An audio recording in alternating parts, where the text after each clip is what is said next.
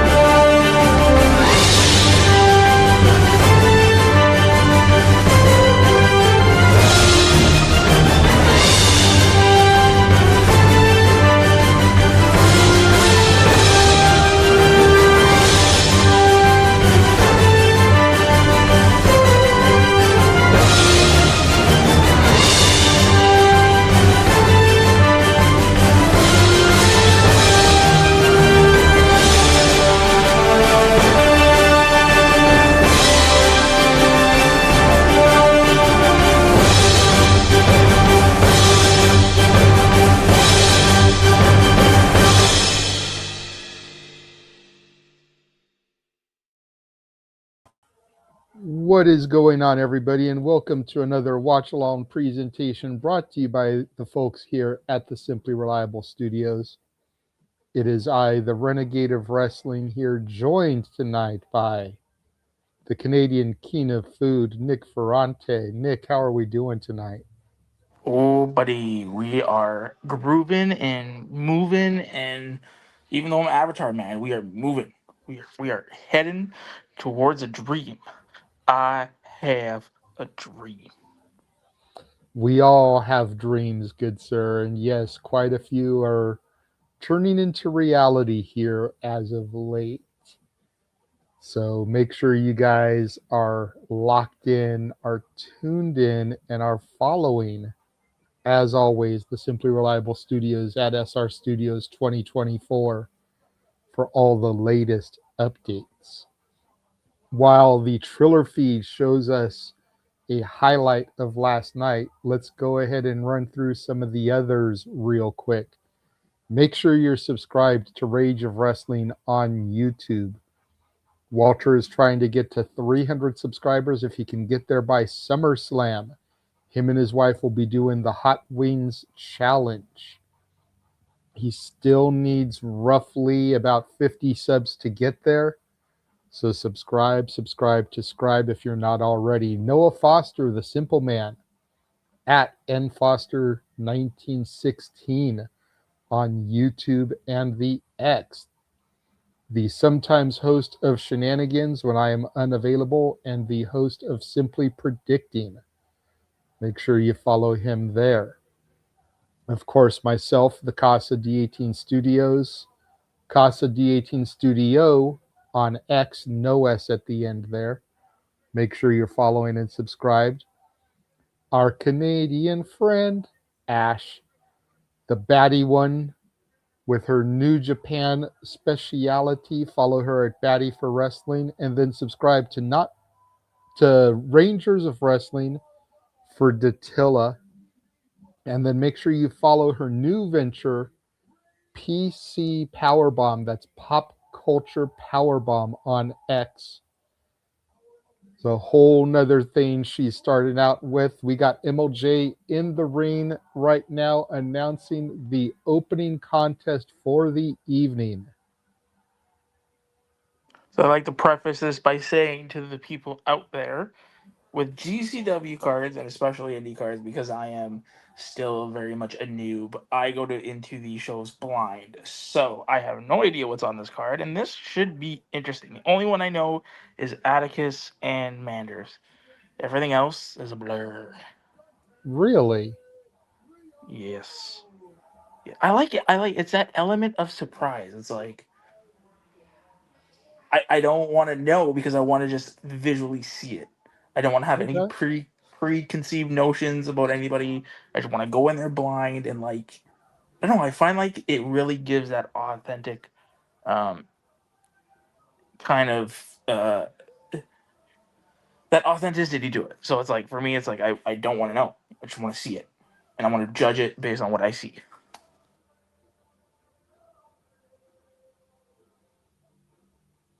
Okay, I don't know who this is coming to the ring. They haven't showed a tag for him yet. But he's using El Generico's old theme song, Bouncing Souls Olay. What a And that's guy. awesome. This is an impromptu matchup, as GCW is known for doing.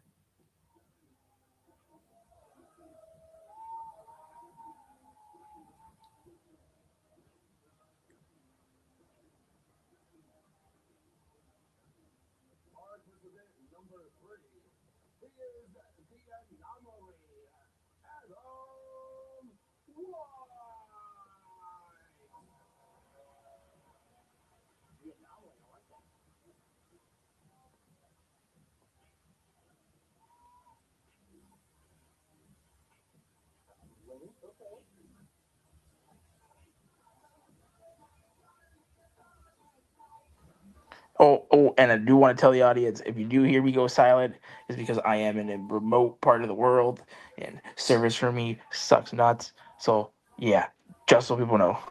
So it's like, why is Nick so quiet? It's because my service sucks. It's what happens when you live in the mountains. You have to deal with. I'm quiet right now because not all these people are getting name graphics, so I'm trying to hear what MLJ says their names are so I can actually, have like a ticker. So far, I have 3 of the 4 participants. The only one I don't have a name for is the dude that used El Generico's old theme. Yeah, no, I didn't catch his name.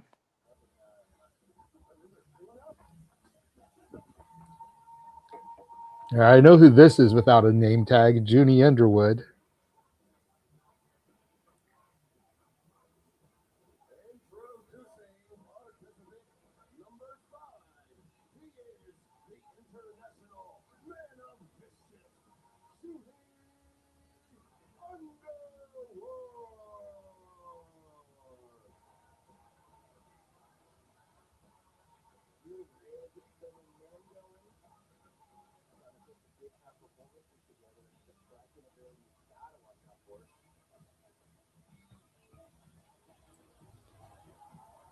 The hell is this dude with a broken TV on his head? Victor Analog. Okay.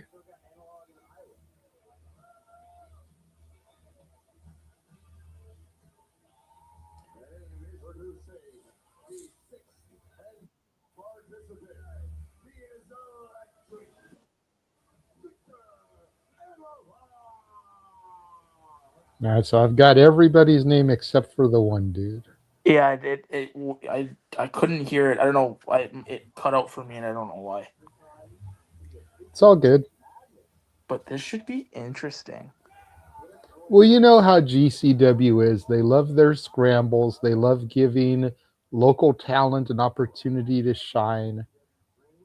Based off of everybody in this match, I almost wouldn't be surprised to see Junie Underwood get the dub just because he's the only one I'm really familiar with on GCW cards. And Junie's the guy that is with Morton's. He's the one getting in the ring right now. No. No. I'm saying Junie's the guy who is partners with Morton's son. No. I don't think so. Okay, maybe I'm thinking about somebody else. He looks familiar. That's why. Here we go. Bell sounds for the opening contest. Trio of kicks blocked. The other 3 get ready for some Germans. Roll off. Super kicks connect, taking out the other 3 individuals. Dante, Junie, and Gavin Ash now still in the ring. Dante with a waistlock on Junie Underwood. Junie trolls through the legs, pushes him into Gavin Ash. Nice quick roll up, gets a 1 count. Does Junie. Roll up there by Gavin Ash, gets a 1 count as well. Trips the legs, does Junie, gets a 1 count on. This is all going way too quick, and we have a bit of a stalemate here in the early goings. Junie I was with gonna the say made you look, and now some arrogant strutting and posing. Pop-up facebuster and a super kick from Junie to Dante. Here comes Gavin Ash as he struts and poses. Junie charges in on Gavin Ash. Ash goes up and over, flips through. Nice jumping kick into the corner. Roll through. The punt kick takes down Junie Underwood.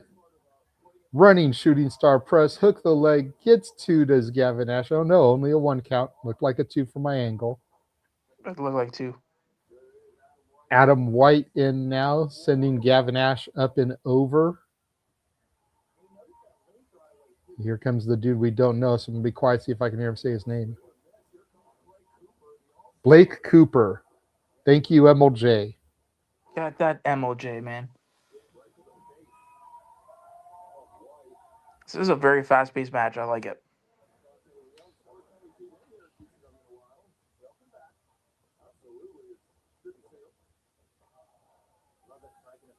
There we go. Tis fixed. Yes. Dante Leon thrown into the ropes by Blake Cooper, catches Blake with a super kick, and now Dante Leon taunting the crowd a little bit, charges in, Blake gets out of the way. Blake Cooper charges in, trips over his own feet, and lands face first in the middle turnbuckle pad. Dante Leon looking like something out of the Seattle grunge scene. The flannel shirt around his waist and everything. Nice swanton onto the back of Blake Cooper.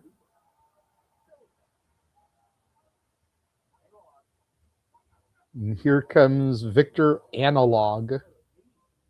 Great name.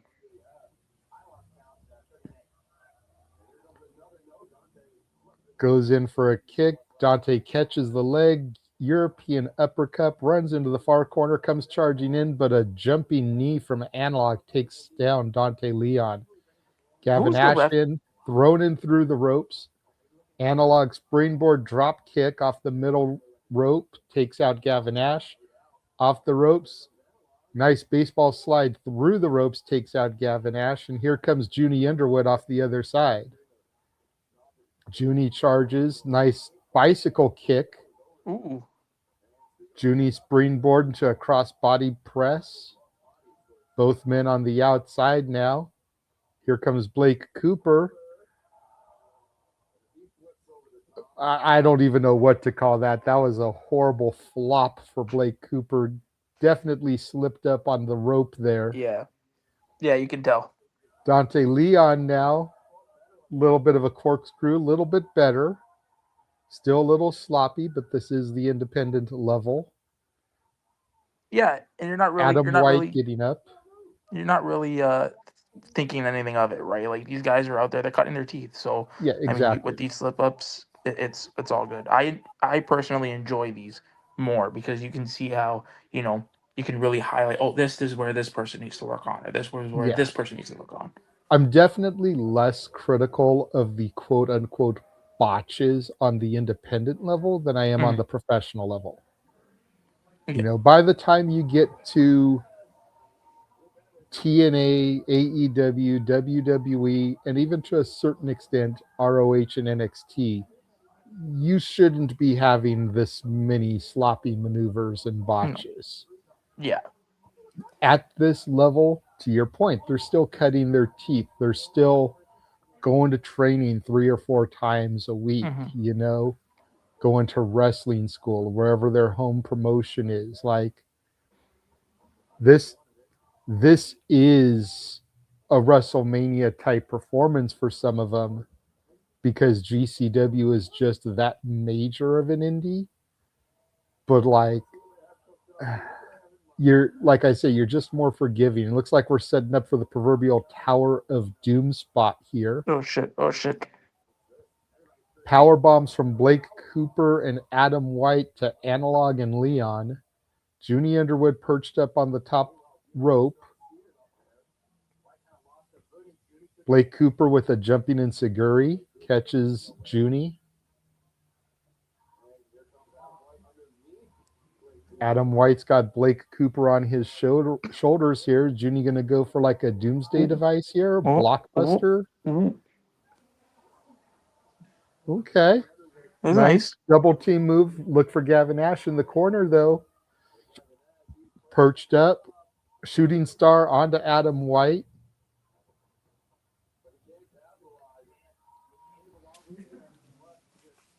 Who's the ref in the match?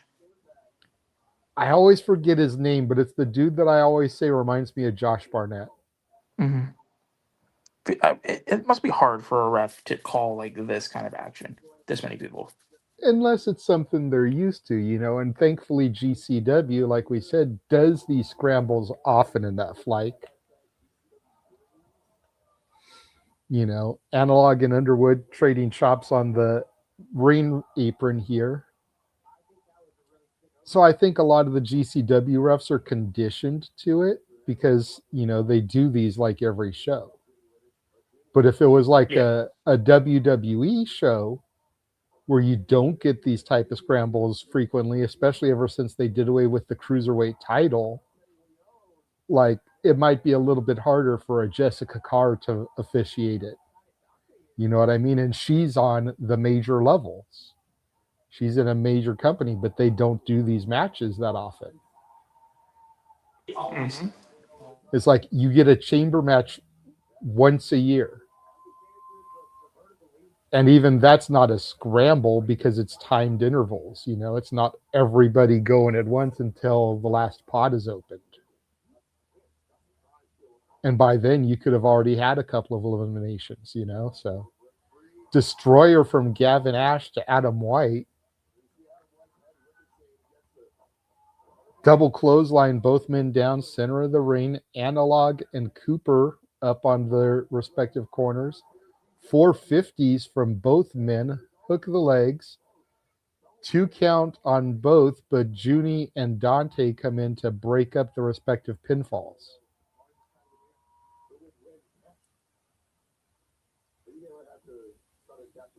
What's going on, Matt? Good to see you in the chat. How's it going, Pop? Good to see you. Always love when you pop into the streams.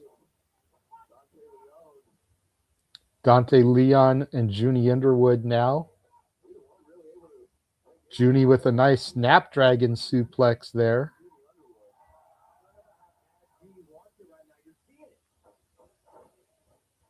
Goes in for a kick. Dante Leon spins him out, gets a nice little spin kick of his own. Here comes Victor Analog. Roaring elbow of sorts. Adam White in with a psycho kick. Cooper in, ducks the clothesline. Pele kick from Blake Cooper. Shades of AJ Styles. Here comes Gavin Ash in. Wheelbarrow into a roll through. Super kick. Referee was ready to count a pinfall, but Gavin didn't go for one there. Chops from Gavin Ash to Junie Underwood here. Off the rope, clothesline, ducked underneath. Drop kick. Junie Underwood has him set up. Spins around. Nice little slam there from Junie. Taking too much time to pose. Shouldn't have done that. Yep. Falcon Arrow from Adam White. But again, not going for a pinfall. That's what I hate about some of these, is like everyone goes for their big spot, but then they don't even attempt for like a pinfall. Backslide, no. Flip through by Analog. Psycho knee. Analog says that's it. Sets Gavin Ash up. Brainbuster. Right into a move for Dante Leon. Goes for that Rainmaker spin kick into an elbow strike. Ooh. I don't know what to call that, but it was effective. Dante Leon gets the dub here. Big win, big win. Good match. What would you even call that? He double underhooked him and then just like spun him over. in an inverted crossroads. Here we go. We're going to get another look at it. Bam! Or whatever you want to call it effective, as Dante Leon gets a big W here at GCW Reign of Dreams.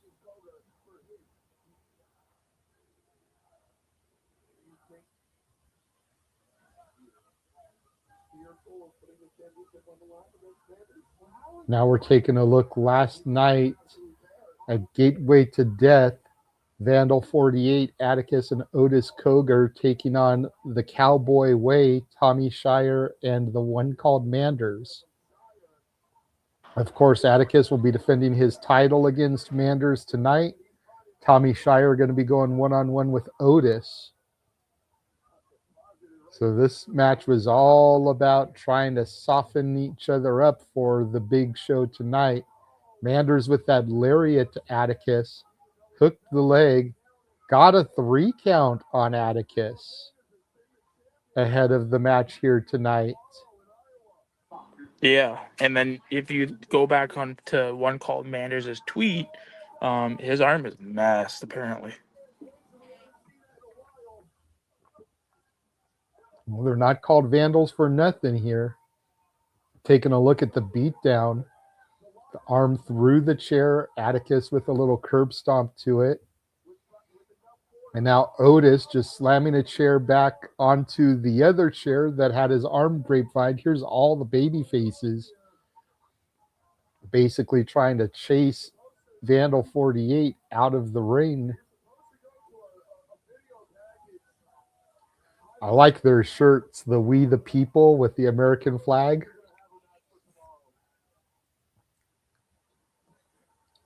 Now we're taking a look at earlier today, the Cowboy Way arriving, Manders with his arm casted up.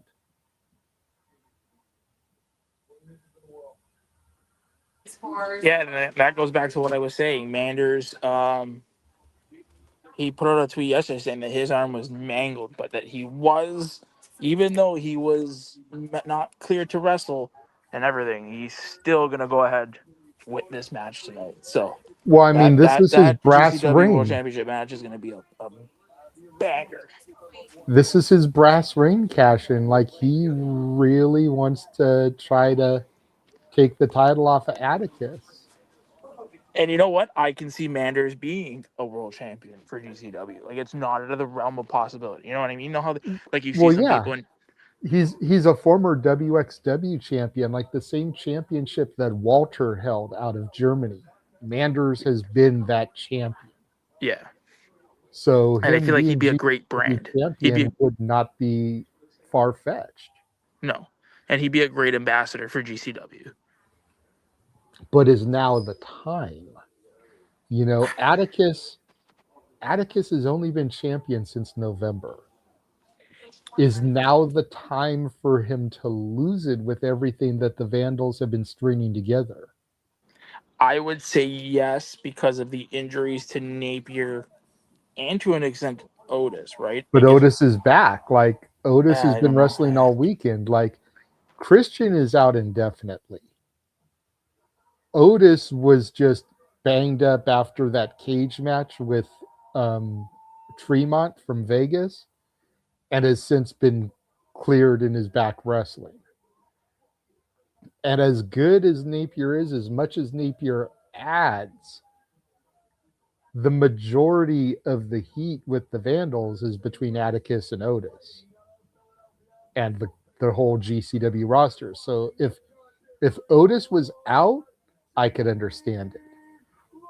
But with Otis being back and cleared, man, I don't know. Like, I don't think it's time for Atticus to lose it. He's been doing too many good things, even as a heel with that title. I don't think it's time for him to lose it yet.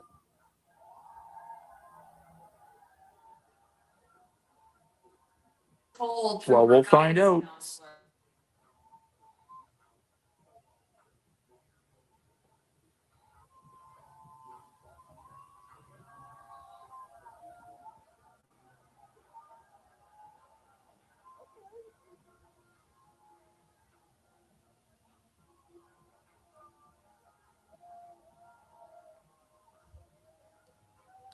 Got Leon Keane coming out right now to take on Jimmy Lloyd. I know absolutely nothing about Leon Keane.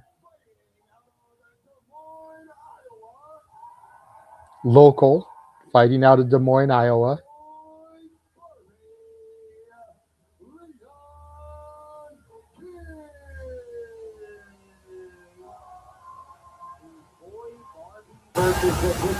The boy Barbie, Leon Keane.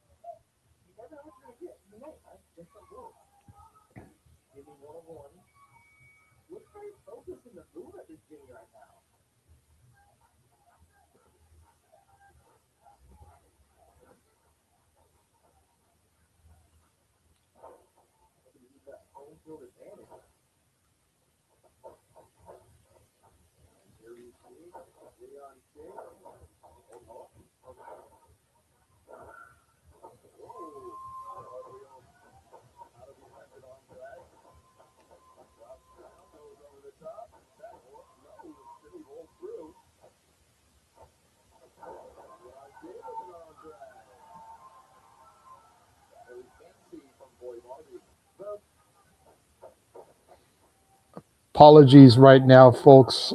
If I'm a little bit quiet, I'm trying to put out our tweet.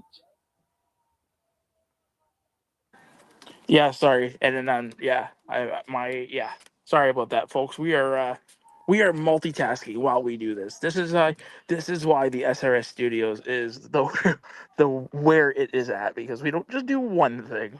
We juggle all the things. All the wrestling, damn it. All the wrestling, damn it. Yeah. Yeah, I mean, we always kind of harp back on it, but GCW is kind of where we got our start, right?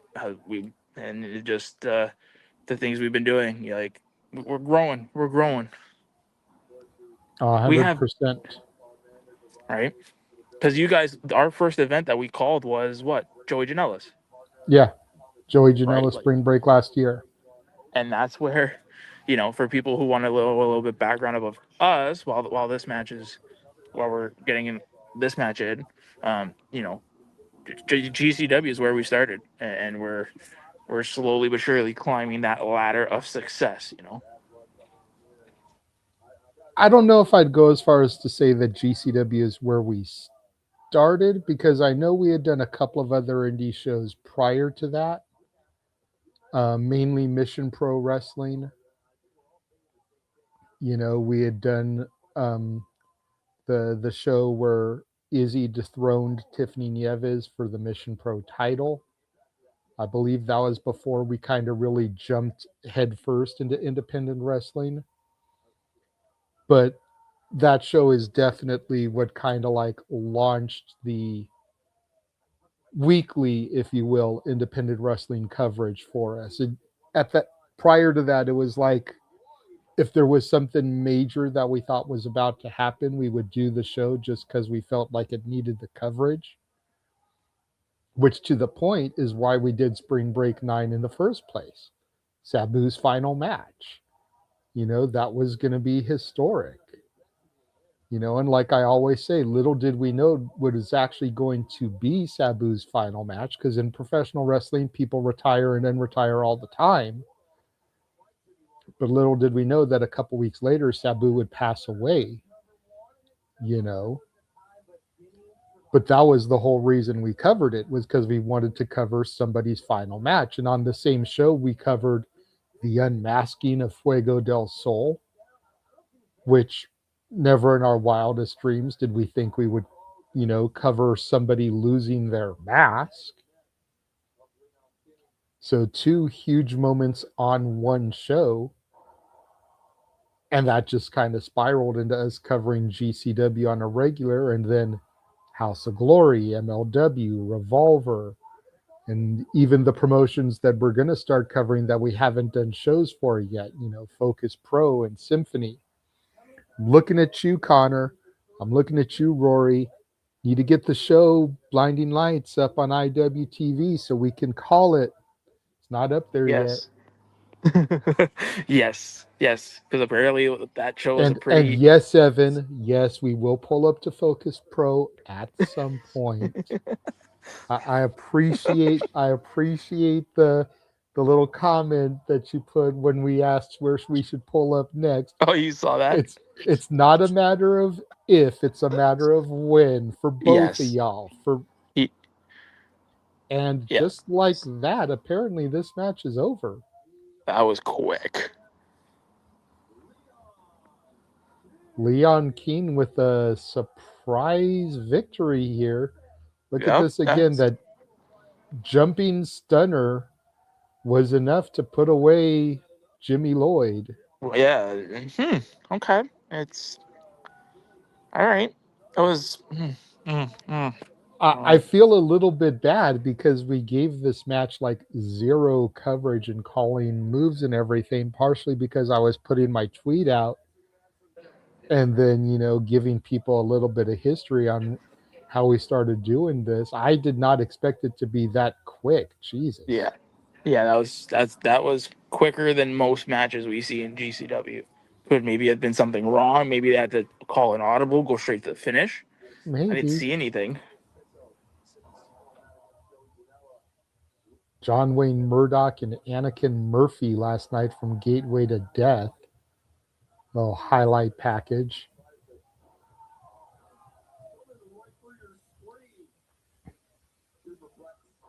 Good grief. But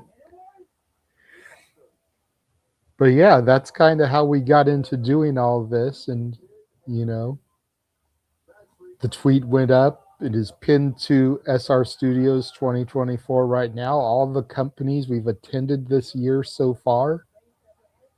Be on the lookout for us to start pulling up to more companies as, they come to cities near us. Are you going to Greektown, sir? I know there was talk about you going to the next Greektown show. Are you going to that? Oh, Nick, talking to you.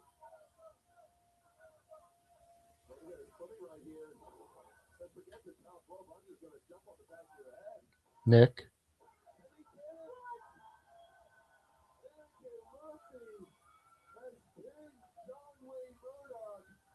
Oh, Nick.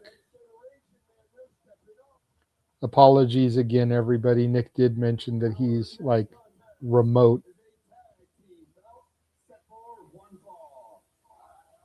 Tag team match. Sorry, I am Mountainside. That's why. Okay, looks like we're going to Unsigned and Don't Care versus Sam Stackhouse and KJ Orso. Did you hear what I was asking at all? It cut in and out. Are you going to Greektown? I cannot.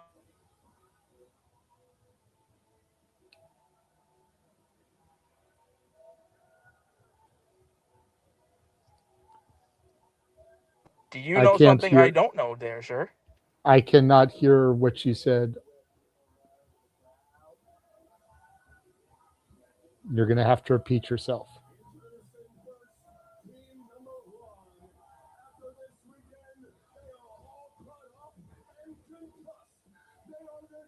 Nick.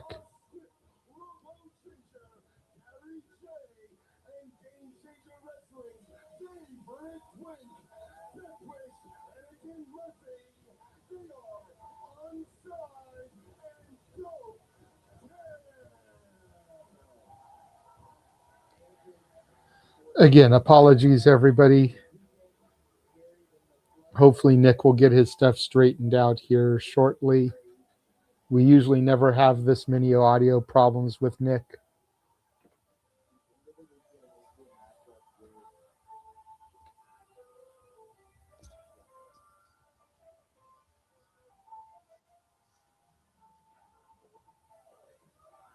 Hello? Hello?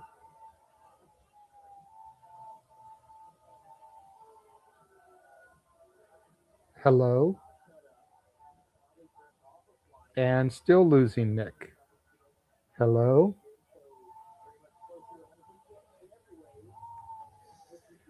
This is irritating, guys. I apologize.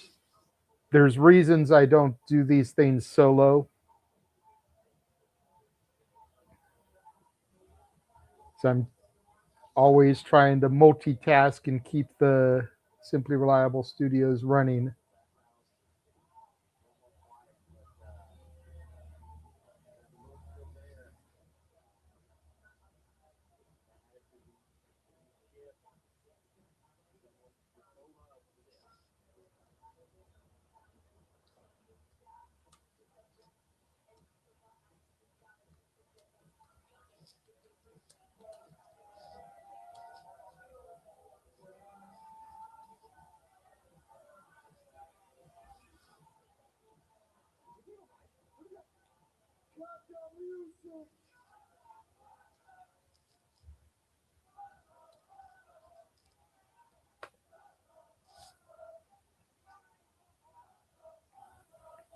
All right, and he's completely abandoned me now. Cool.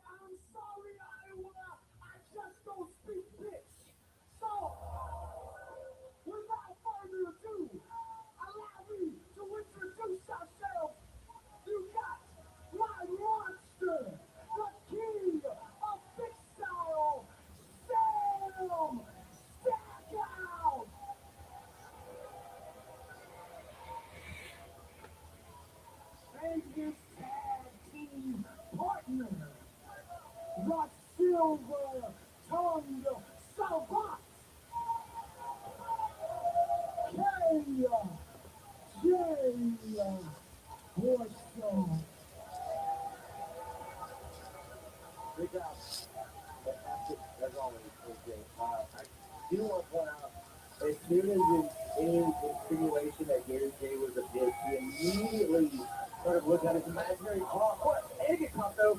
You're in the fight with, as I was saying, looking to hit KJ, and that dude don't say calm down, but Stackhouse using that side immediately on Anakin, now on Gary. Gary J to the outside, and KJ begins an onslaught on Anakin. That back is a mess right now. You see what they did? A nice heavy Iowa breeze to cut that back over. AJ doing everything he can, forcing that upper back into the top turnbuckle, taking that breath away from Anakin. Now AJ edges Gary on the apron back to Anakin. Well, 100% there, Safet. I love Stackhouse's one-man gang outfits ever since turning heel. Yeah. I'm so ready to see that, but back to Anakin.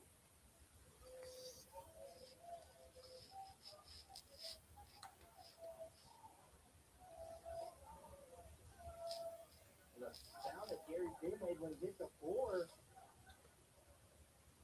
We've seen this before. It did not go great.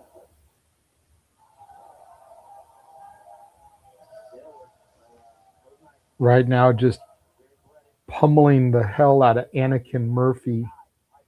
Orso just feeding him to Stackhouse here. Stackhouse with a face buster. Orso, nice swinging neck breaker here to Anakin Murphy. Stackhouse running cross body press. Orso in for the pin attempt. Gets a 2 count. Murphy kicks out here. Anakin Murphy telling Orso that he thinks he's number one.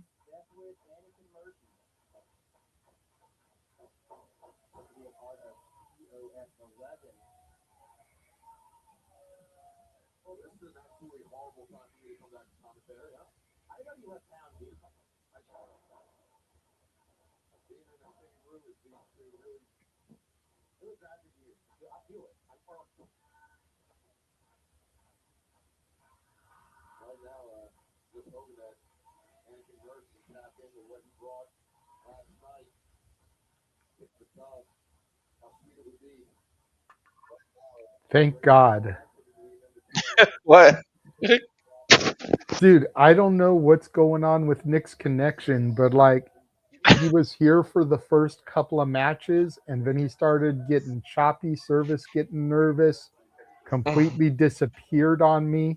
Oh, and now he wants to come back. Now he wants to come back. Nick, can you hear me? Nick, can you hear me? This is the part where you talk, Nick.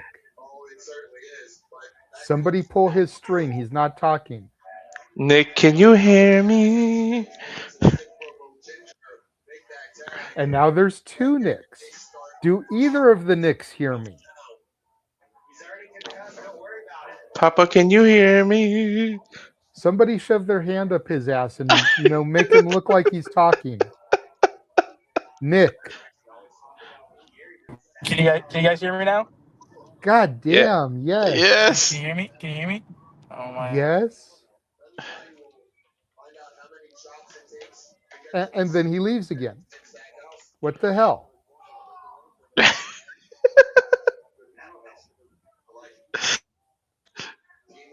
Hello?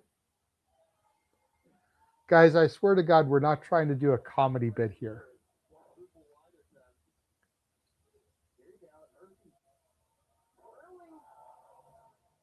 Nick? Can you hear me? Yes. Can you hello? Yes, we can hear you. No. Again, I swear to God, guys, we're not trying to do a bit here.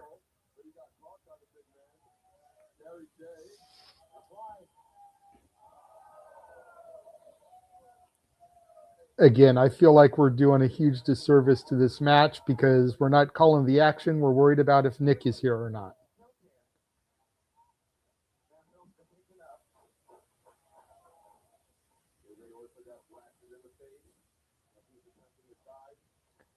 My thoughts exactly, Safet.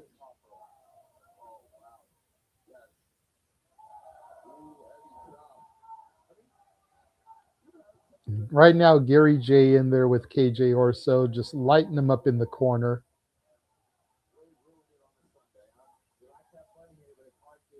Irish whip. KJ reverses, sends Gary J into the opposite corner. Gary J up and over, holds KJ in place. Anakin Murphy charges in with the knee strike. KJ comes out, sends KJ right back into Murphy. Little double boot action, send him to the mat.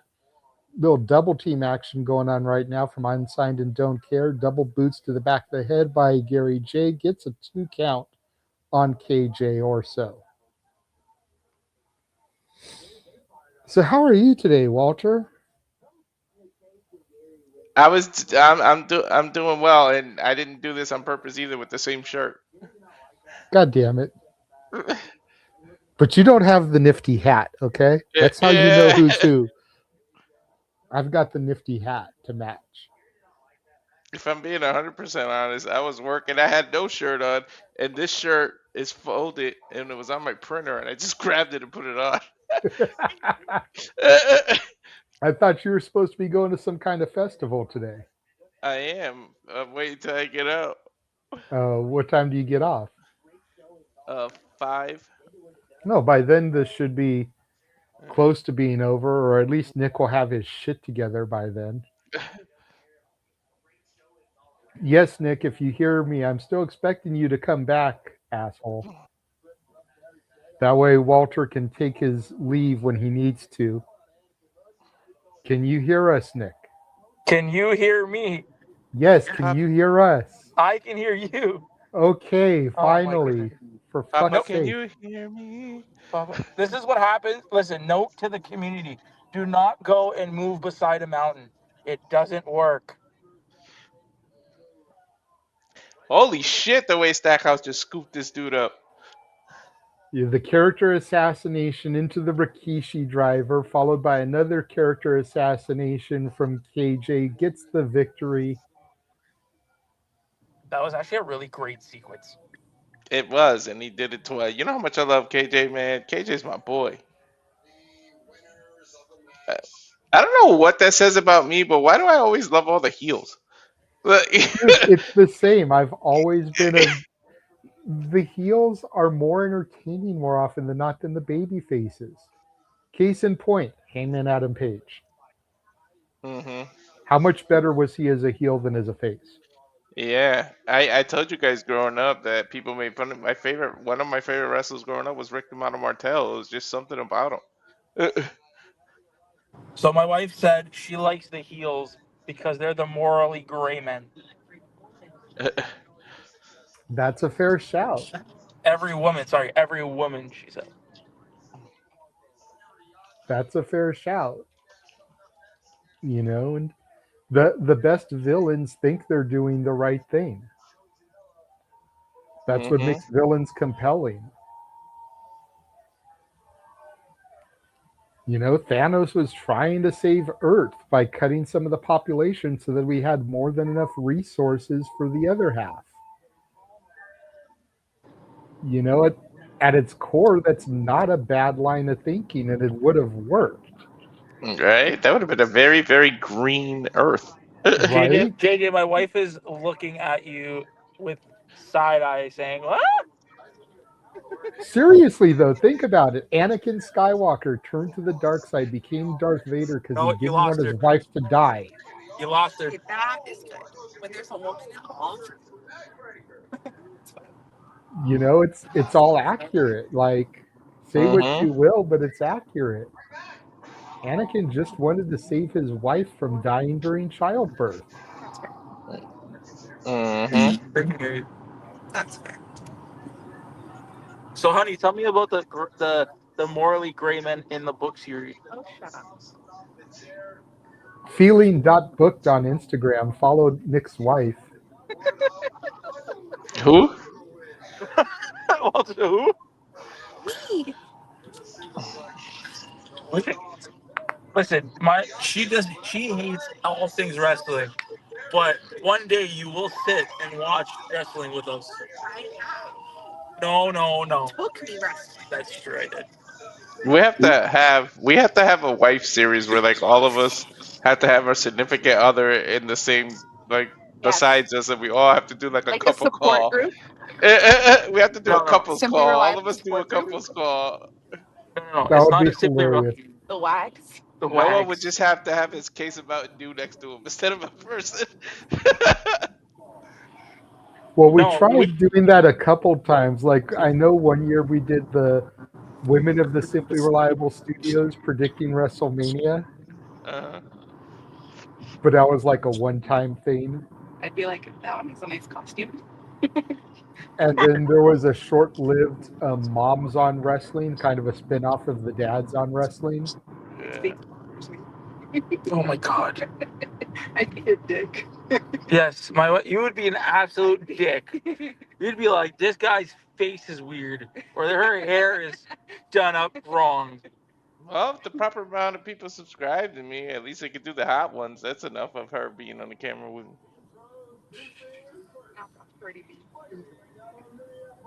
Listen, your disdain for Mercedes Monet is already documented. Don't worry. Anyways, You know what's funny? Everyone knows how much I can't stand Mercedes. But She's when like I was at Timu Cardi B.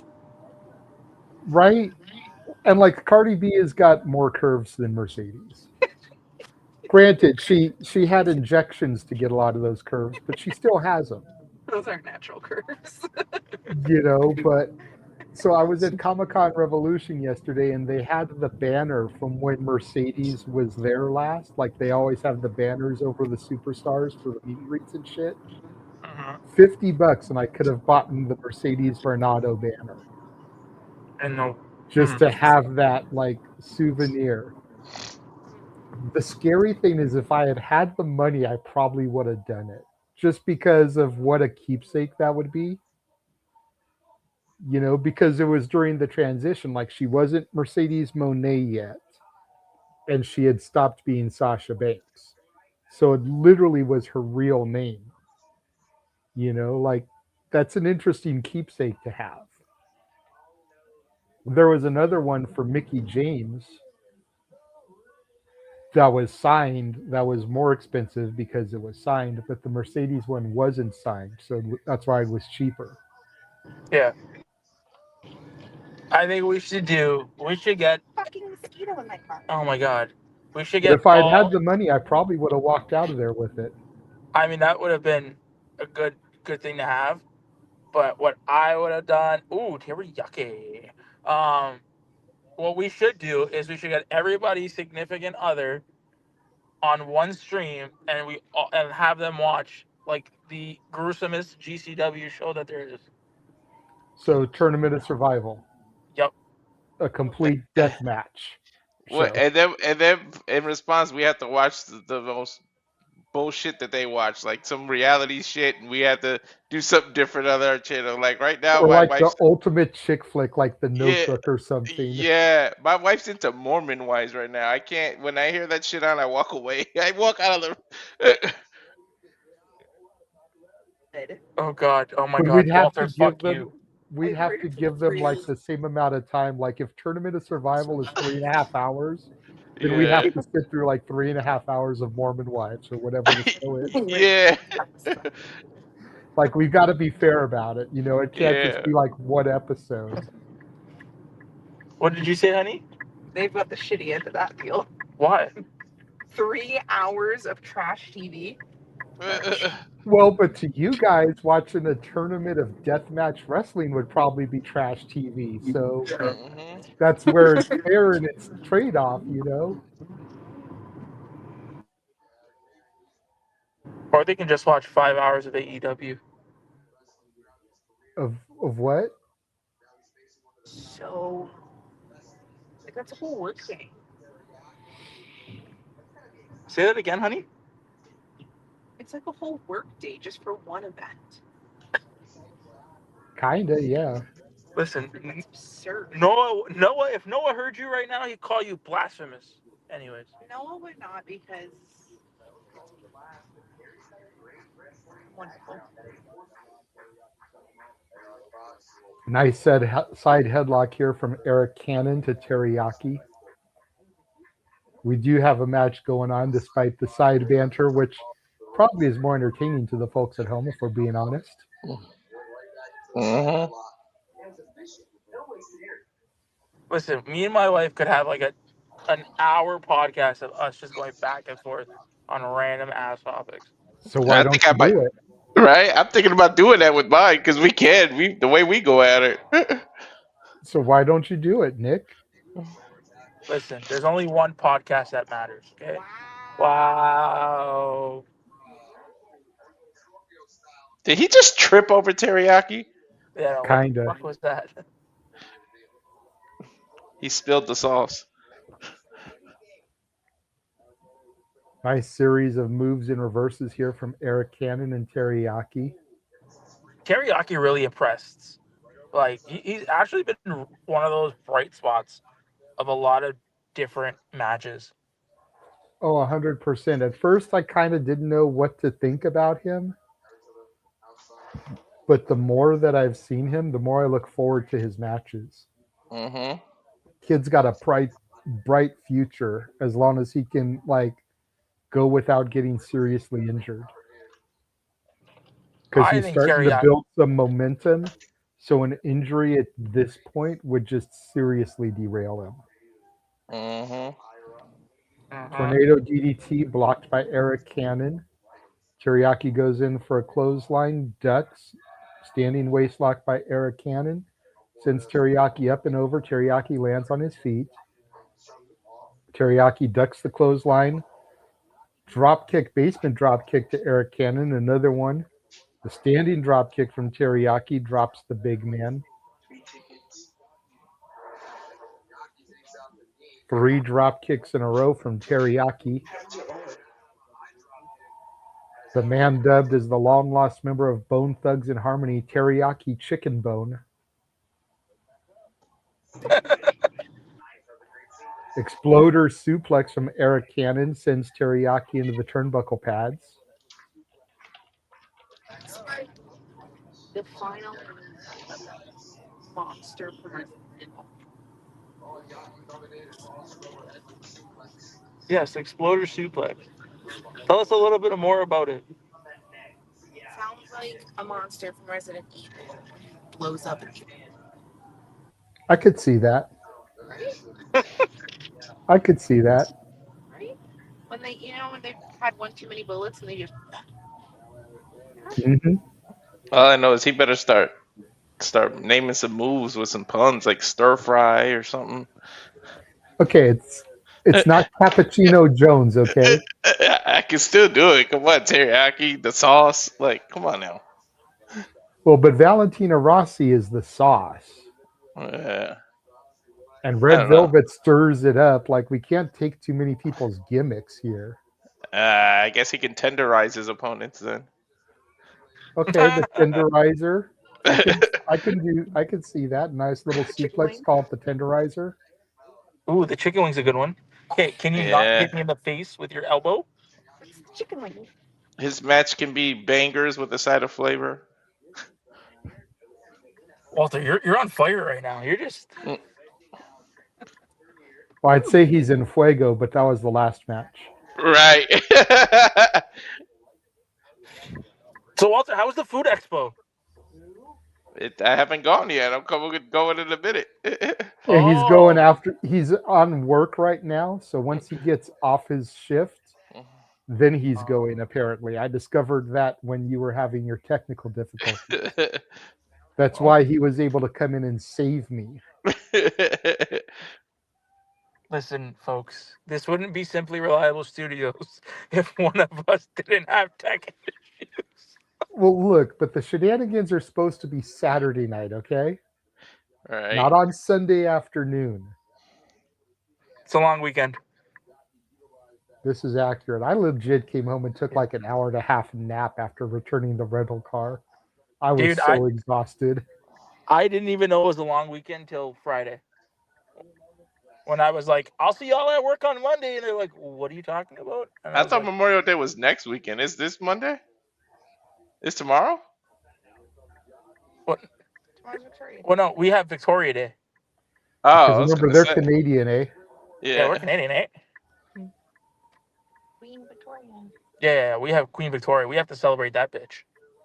I still want to see a podcast of Ash and Nick talking and then animate it like South Park so the Canadians have the flipping heads like Terrence and Phillip and everything. I just think that would be hilarious to see an animated podcast of Ash and Nick with the Canadian flapping heads like South Park and shit. Oh, the ideas that we have. We just don't have money for animation. Which is why, to the people out there, if you'd like to sponsor the show, do so. Right? Super Especially chat, PayPal. some food companies can sponsor Nick at least. Yeah. Yeah, remember how I messaged that I did something bold and to like pray? I haven't heard back yet, but I actually messaged Republic of Lucha, the lucha store ran by the Penta and Ray Fenix, the Lucha Brothers, to see if they'd like to sponsor us.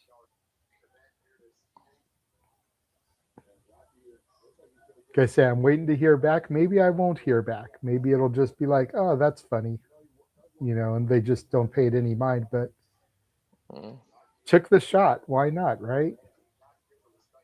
Hey man, you seen what taking the shots got us before.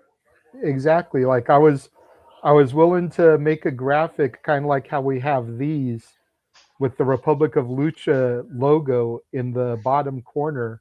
And I told them, like, I'll have that up for every watch along we do, like basically every wrestling related stream. Yeah. If it's Stat Boy doing NBA, NHL, if it's UFC, whatever, then we won't have it up. But for anything that's wrestling, whether it's a watch along, shenanigans, whatever, we'll have it up for it. And when you figure 95% of our content is wrestling related, 2 to 3, sometimes more streams a week, and all the promotion that would be.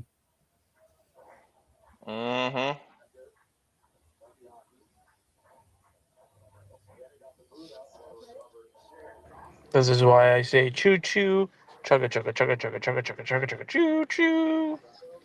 But it's been almost a week since I emailed about that, and I haven't heard anything. So God damn it. it's possible that, like I said, I probably won't hear anything. It's okay. We have a lot of things going on.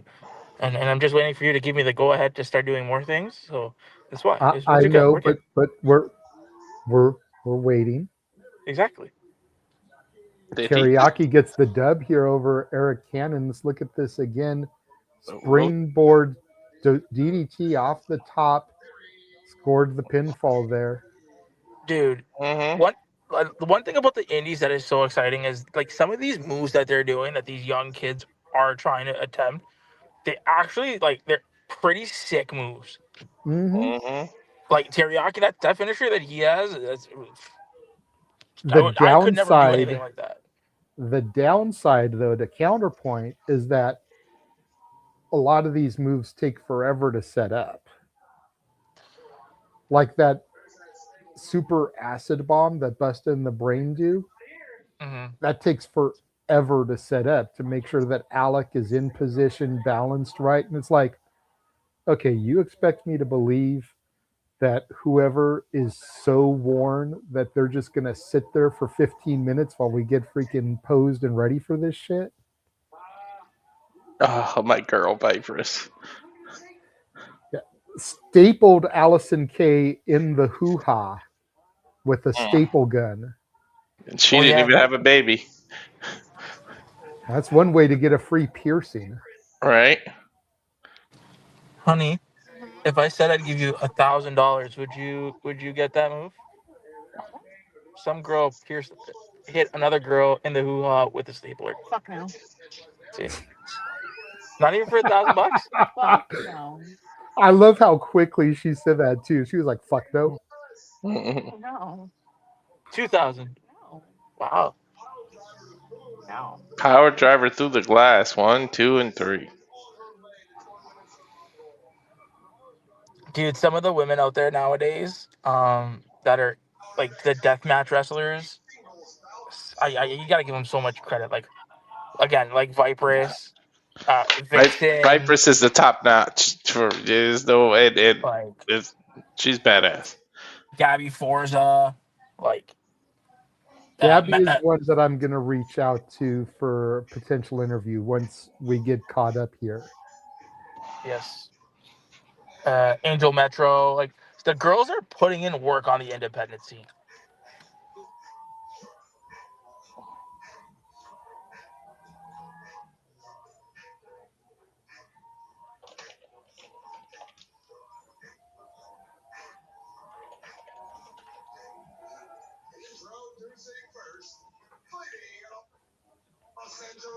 Whoever's audio that is, you're ahead of me. Who's the audio? I'm muted. It's not me. So that's probably you, Walter. Vipress entrance? Yeah. Uh-uh. Like Emil just said Vipress, and I heard it on yours like 3 seconds before.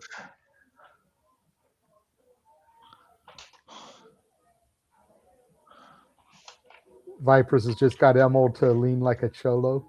And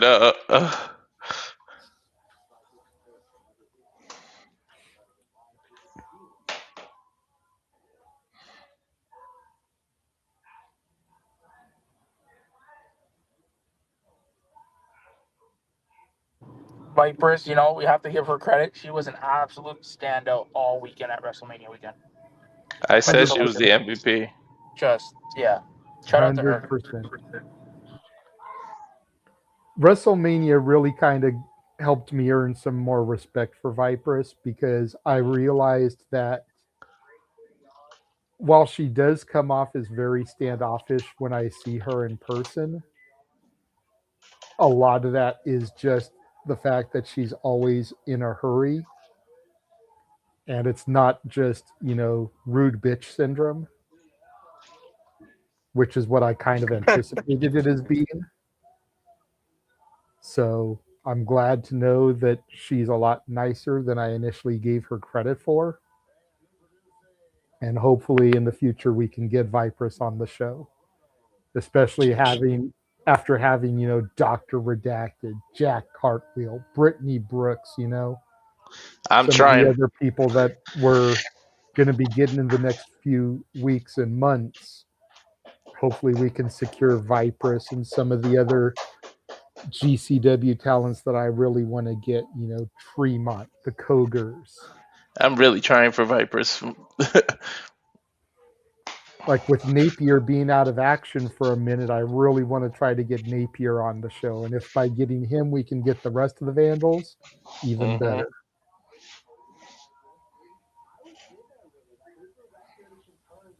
Orin Veidt versus Vipress here. Vipress, of course, is going to be in TOS in a couple of weeks. Nice side headlock takedown from Vipress. Early 1 count. Note the kinesio tape on her shoulder. Banged up from all the death matches to the point that Nick made earlier.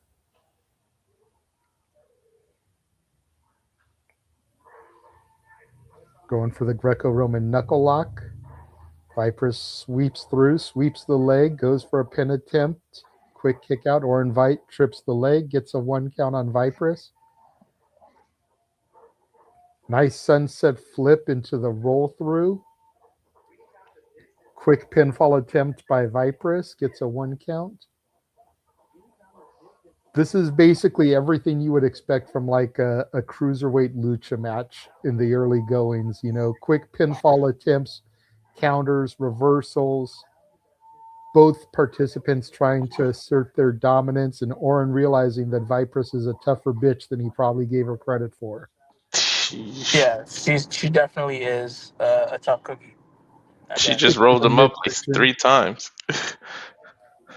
See, but after realizing that, you shouldn't be sitting here taunting the crowd after just a kick to the midsection, because Vipress now back up to her feet, charges in, goes for a monkey flip. Orin catches her, perches her on the top rope, but Vipress gets her boot up. Nice takedown there from Vipress. Charges in, wheelbarrow into an arm drag. Nice.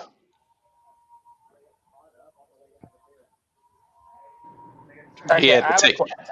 I have a question Yeah. for you guys since we're watching GCW. Tope Suicida to the floor from Vipress, but Orin catches her. Now has her on her shoulders. 1 second, Nick. We'll get to that question. Let me see what Orin is going to do here. Look like a Puts Death her Valley onto driver the position. ring apron. Hardest part of the ring. She just splats and then falls on the floor. And now No Orin bueno. looking under the ring for some fuckery, as Emil calls it. Go ahead. Try to get your question in real quick, Nick. Would you guys introduce seeing like a Vipress and like some of the real cruiserweight looking guys in GCW? Would you introduce a cruiserweight title or like No. or like a featherweight title kind of thing? No. No, because you don't want to saturate the company. One of the biggest complaints fans have about major companies are too many titles. GCW, you literally have your world title, your tag title, and your hardcore title, the ultraviolet title. 3 belts, that's it. Yeah, you just have the woman win the title. And one of the things with Brett Lauderdale, and he said this a couple times in interviews, and the reason why there's not a women's title is because he doesn't want to isolate women into their own division. He's a firm believer that women can be world champions, like Tessa Blanchard was for Impact Wrestling. Mm-hmm. He's a firm believer in women getting that equal opportunity that they fought for way back in the day in the women's movement, not just in wrestling, but in the real 9-to-5 workplace. So he's a firm believer in Vipress could be the GCW world champion. Why lock her down in a women's division? Why? Because she's smaller, lock her down into a featherweight division. Same thing with the teriyaki. Look at Atticus Cogar. He's not a heavyweight by any means.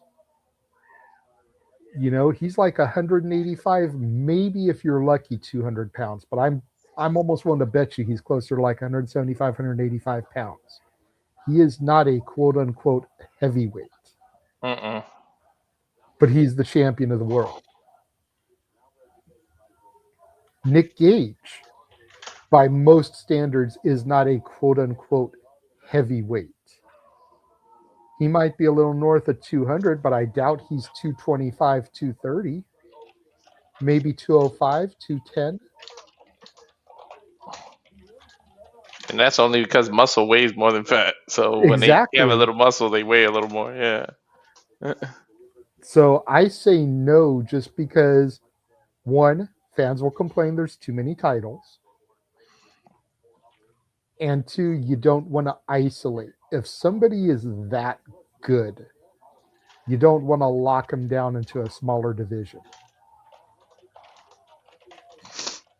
Mm-mm. Nice I back could- body from Vipress, sending Orin Veidt onto the entry ramp there, which legit looks like the back end of a U-Haul, which explains why Emil is having such a hard time walking up it when he goes back from the ring announcers. It's like a little ramp there. I could legit see Staple Vipers. done to the chest of Orin. I could see Vipers being the ultraviolet champion because she does straight up death matches. Oh, well, but that's not all she does. She's only Yeah. recently started to do that. You know, she just wanted to prove that she's a bad bitch. Right now, she's my pick to win Tournament of Survival. Mine too. Oh my god. Chopping it after you done blade the staples in your chest.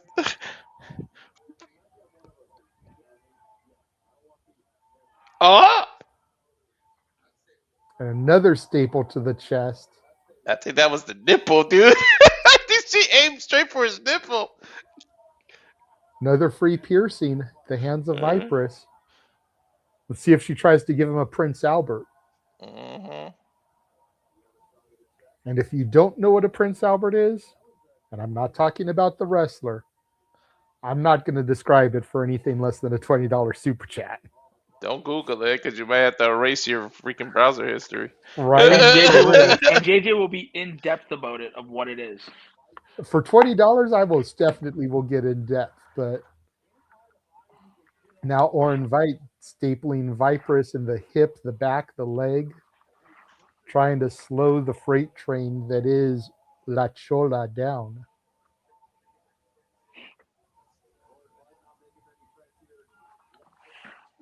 What did you think of my answer, Nick? You asked the question, I gave my answer. What are your thoughts to my answer? I agree. Because like you said, you know, GCW, like they don't like Atticus is not a heavyweight. And even if you count Jersey Championship Wrestling, their sister promotion, that only adds 2 titles. Because they have a world title and they've got a tag title. So even if you count them as part of GCW, because we have seen the JCW title defended on GCW shows, that's 5 titles. I agree in your assessment. I do. What's Orin doing? Setting up a couple of chairs, probably going to look for a door bridge or maybe going to do the double chair spot. Nice quick side slam from Orin. Got a 2 count on Vipress. That's the first time I saw a different colored door. Like, they usually all have the white ones. This is the regular looking door. At first, before he pulled it out, I thought it was a table missing the legs, the brown one. Right? I thought the same thing at first, Walter. Get out of my head. Ooh. Orin jaw-jacking a fan there. Threatening to throw the door at him. He's trying to that's not a door you want to walk through as a fan. But I love how the fan just got up and was like, no.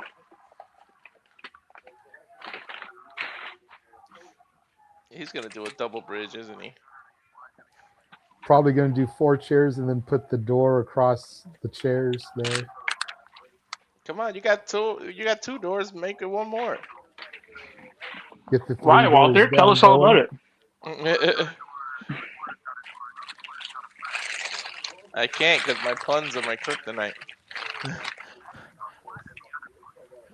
Vipress up, charges in, gets the brakes on in front of the chair, shucks it Sabu style at Orin. Orin comes back, nice clothesline, dropping Vipress. She Hadouken that chair to his ass. Right?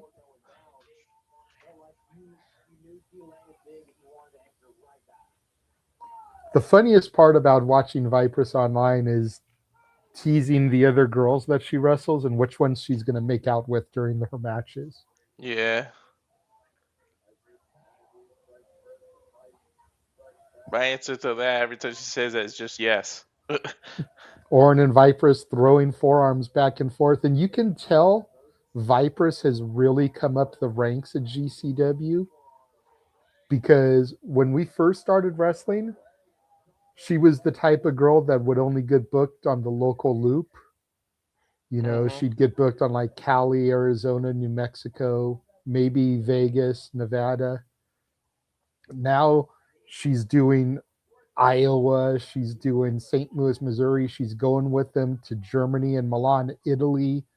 Like they wouldn't be taking her to all these things if they didn't see something special in her. Because to the point earlier in the local talent with the scramble, like we've seen Gavin Ash before, but usually when they're only in the Midwest areas like this.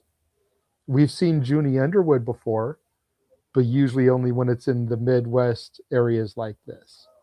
Like we've never seen Junie Underwood in, you know, Los Angeles. We've never seen Junie Underwood in Arizona. You know, you don't see Junie Underwood in like Florida, but you'll see him in these little loops because he's close enough that, you know, he can do the drive there in a few hours.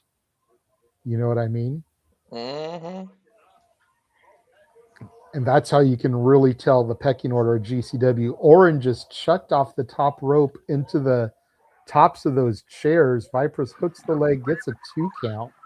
That must fucking hurt. Trust me when I say it does. Bro, everything hurt. Running off the ropes hurt. Look, everyone knows I used to wrestle. One year it was my birthday, and my buddy told me, he was like, look, ooh, Jesus, driver through the seats of one of those chairs onto Vipress by Orin. One year my buddy told me, he was like, look, either I can sock you once for every year old you are, and I want to say I was like my mid to late 20s.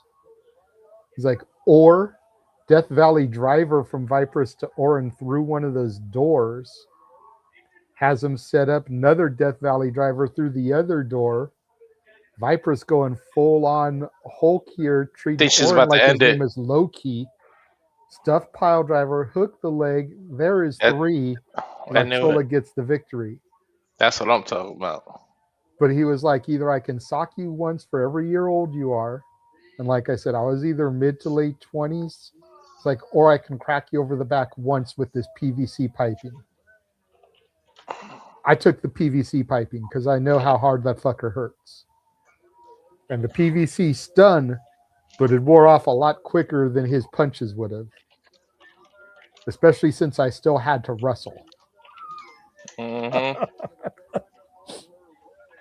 that sounds like a fucking pill. So, Vipress must be on like a 5-6 match winning streak. When do we start talking about Vipress challenging for the world title or the Ultraviolet Championship? I'm saying it. She's a future champ. I'm telling you. I'm saying it right now, dude. And Walter's already echoed my sentiments that she is his pick for TOS. She's my pick for TOS.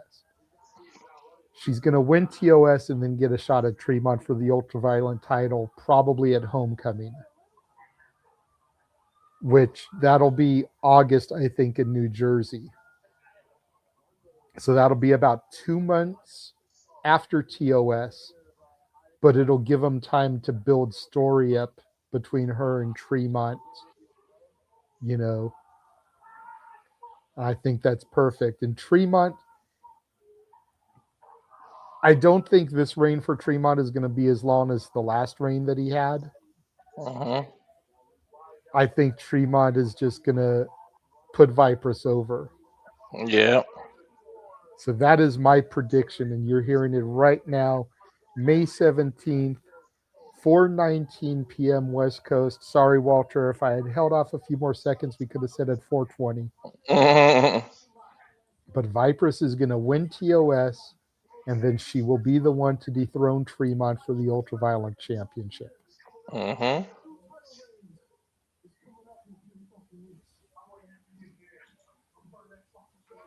So who's that other guy in the ring with Tremont? This was last night. I'm not sure who that is, but whoever it was, they got invited to Cage of Survival.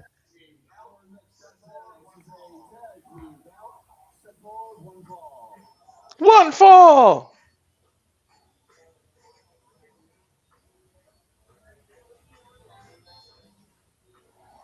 Tag team match. I only know of one other tag match that's supposed to be happening, and it does not have Bane and Matthews in it. So we have another impromptu match here. We always get a couple.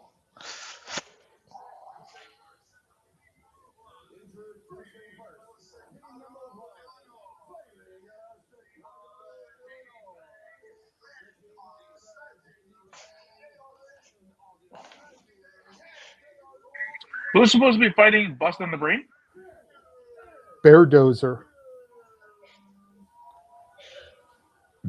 Bear Bronson and Matt Tremont. I love Emil's Bret Hart shirt.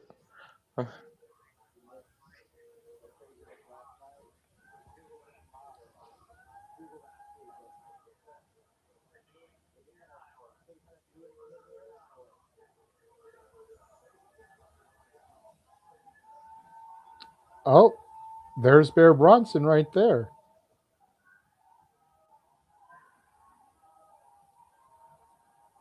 I can't believe this dude was kissing dude. Shit was hilarious. Look how they all carefully walked down that U-Haul thing you were talking about.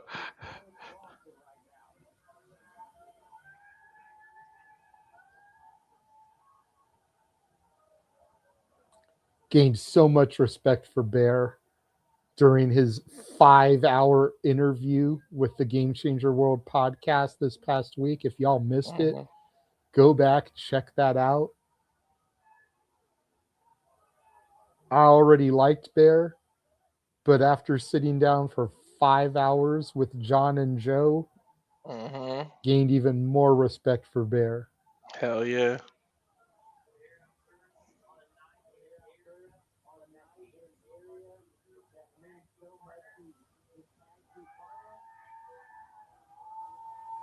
And here comes Tremont.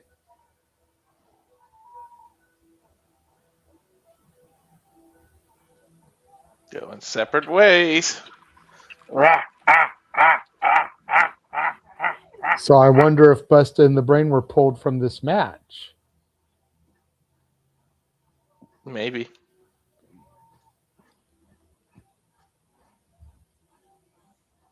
Well, we did see them. You know what? You might be right, because we did see them at Supercard of Honor. So, well, but that was Friday. This is Sunday. It's not like they couldn't have gotten here. But maybe they got hurt, and that's why they didn't wrestle. No.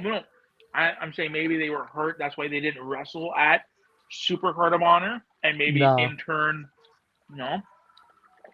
Did you see Supercard of Honor at all? I caught a little bit of it. They were perfectly fine. They were just issuing a challenge. Alec was ready to go. Jordan was ready to go. Like, they looked like they could go right then and there. They were their normal Bustah and the Brain selves. I don't think they would have issued a challenge if they couldn't have fought. Yeah. The question is when were the ROH tapings? Did they do tapings the following day? Could they have gotten hurt yesterday? I don't think so. Like,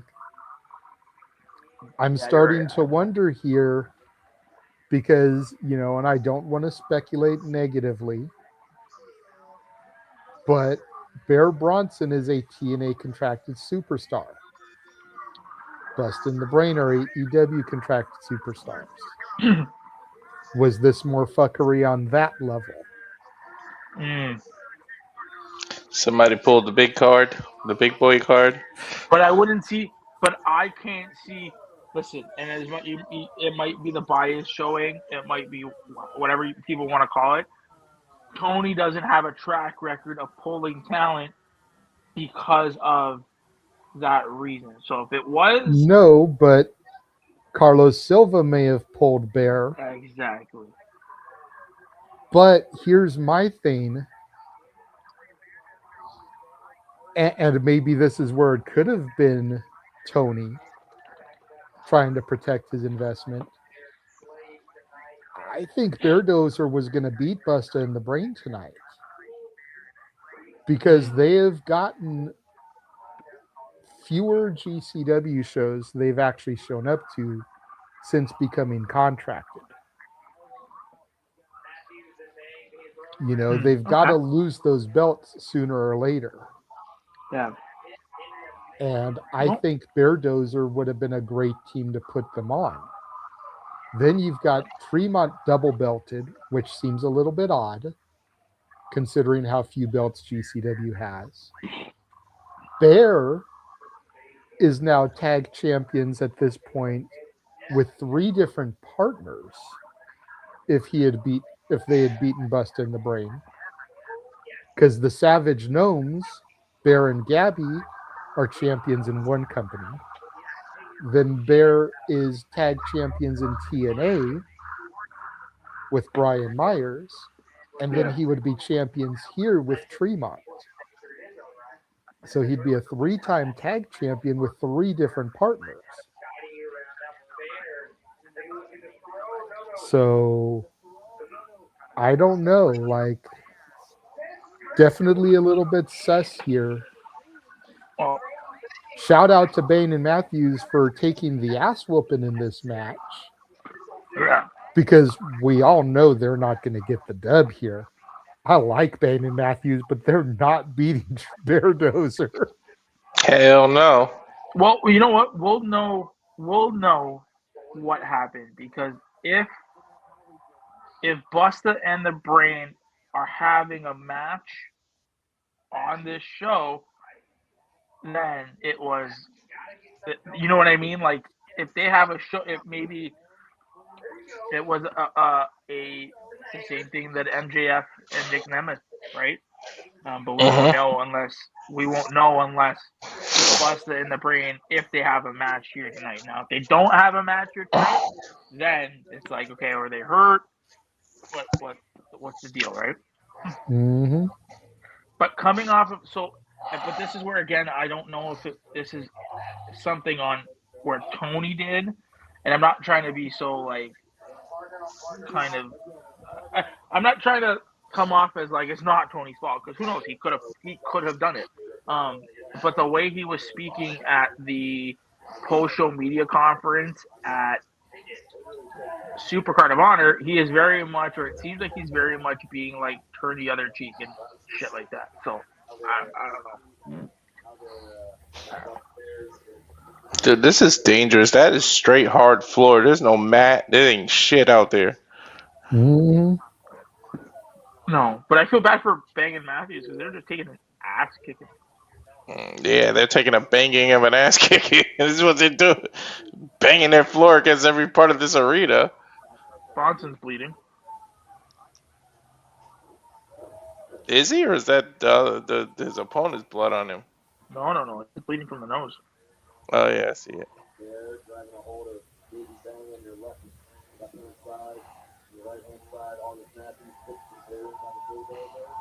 Well, back into the ring, these boys are taking it back into the ring. They spent more time outside of it, shit. Oof.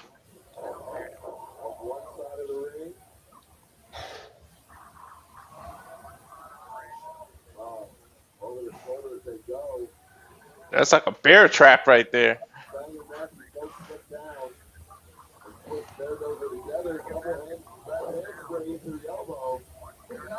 I just put out my tweet. I just put out my tweet for this match, and I asked, what happened to Bustah and the Brain? And I tagged them and Brett Lauderdale with the question mark. So we'll see if we get some kind of response back.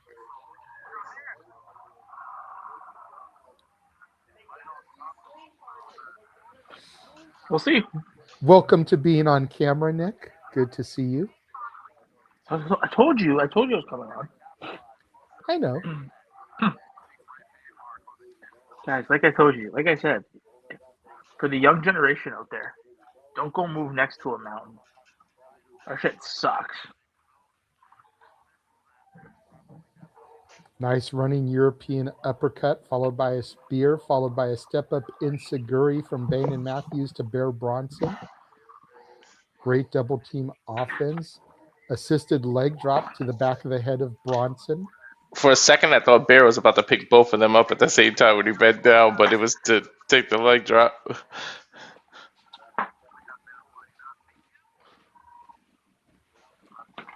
I mean, they're putting value and effort here. Oh, 100%. They rolled right into Tremont's fist. Bear trap. Nice pop-up power bomb from Bear. Gets the 2 count. Straight out of your mama's kitchen. Oh, yeah, man. About to treat them like his picnic basket over here. Let's go, Yogi. Let's go, Bear.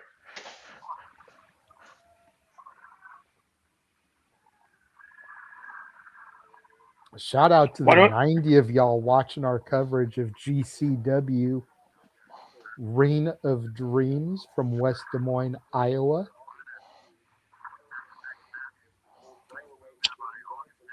So is this a tornado tag match? There's no I think rules. it's I was gonna say it's GCW. Very rarely do they actually adhere to like tag team rules. And especially when a match starts off as furious as this one did. Huge black hole slam from Bear, hooks the leg, gets 2 count.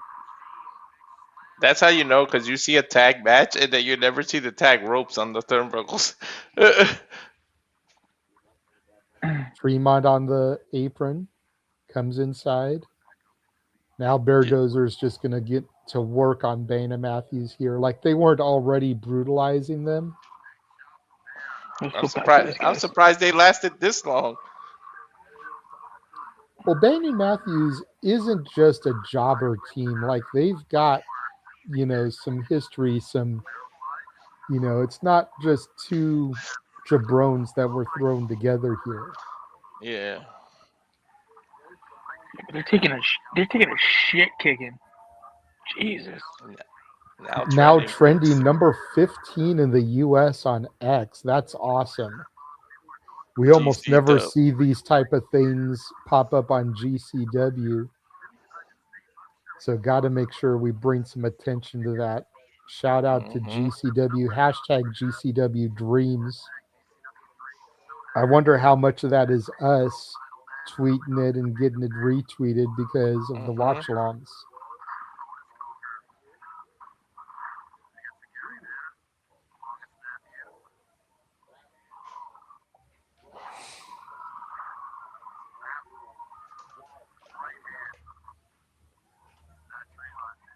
Oh. Fucking Tremont. Love that guy.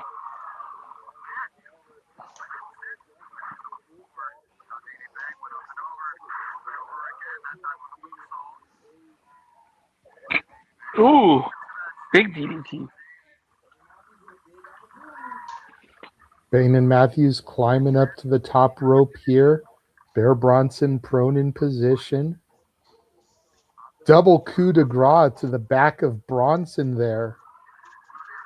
Dude, these stomps are starting to become the cutters. Like everybody's got one. Nice roll through into the spear from Bane and Matthews. Double pinfall attempt on Bear. Gets a 2 count. Tremont comes in and breaks it up. That was good.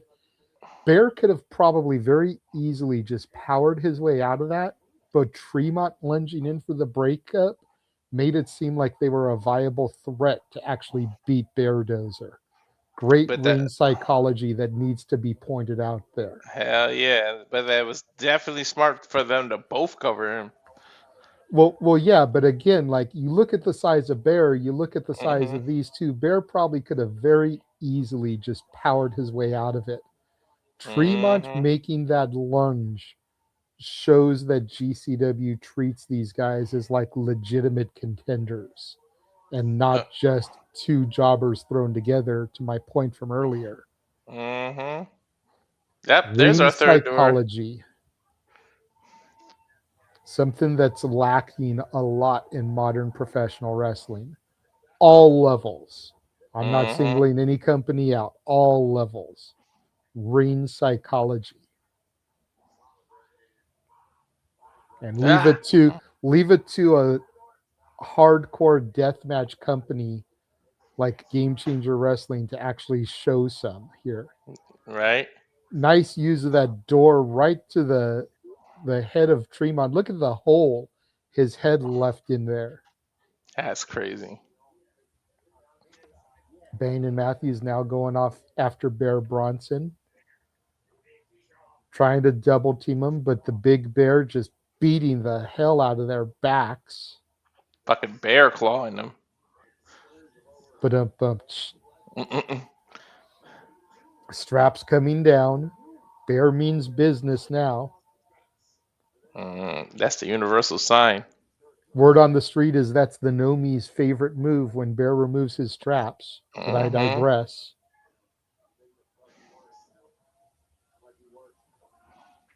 Strapless. Bear's gonna chuck one of these motherfuckers. They keep saving each other. Yep. Step up Inseguri, rocks the big bear. And now Bane Matthews has Bronson up. Double team Death Valley driver puts Bear through the door. Ooh. This fucker just hulked up. Hell yeah, he did. Super kicks. Have Bear reeling. Defiant The to the super very end. kick party here. Dude, they might have him right here. 100 of you guys watching us now. Shout out. Woo.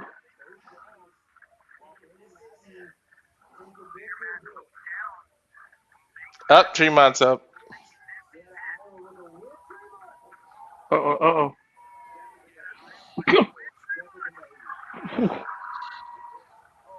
Motherfucker just picked up the door. Yeah, you know what they say when one door closes.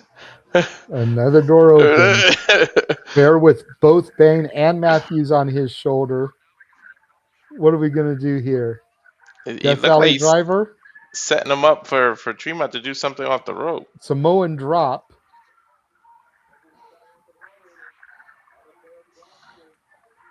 Tremont with a big splash. Goes for the pinfall. There's one. There's two. There is three. Beardozer with the W over Bane and Matthews. And mercifully for Bane and Matthews, it's over. Hey, but again, that fight that they took to Beardozer shows that they need to be taken seriously. They damn sure were smart enough to isolate Bear.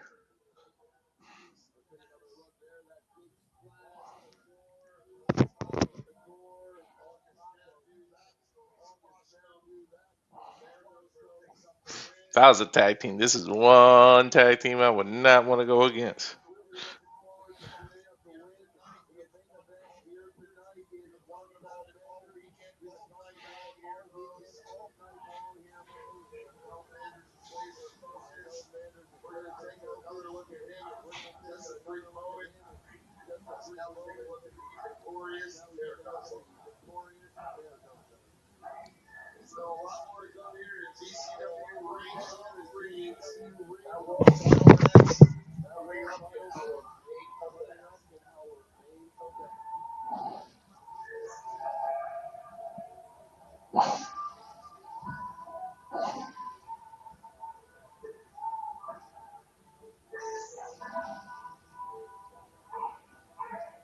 One day we'll find you. Break those chains that bind you.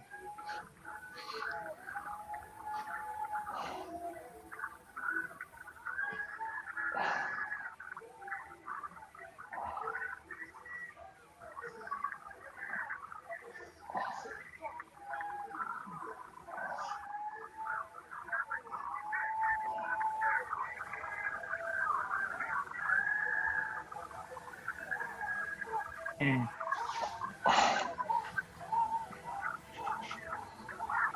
Well, I would say this team is pretty popular. So you Yeah. get onto a package for one called Manders. JJ, any reply back on your tweet? Not yet. Bro, Brett is producing right now. I don't know, he probably not on social media.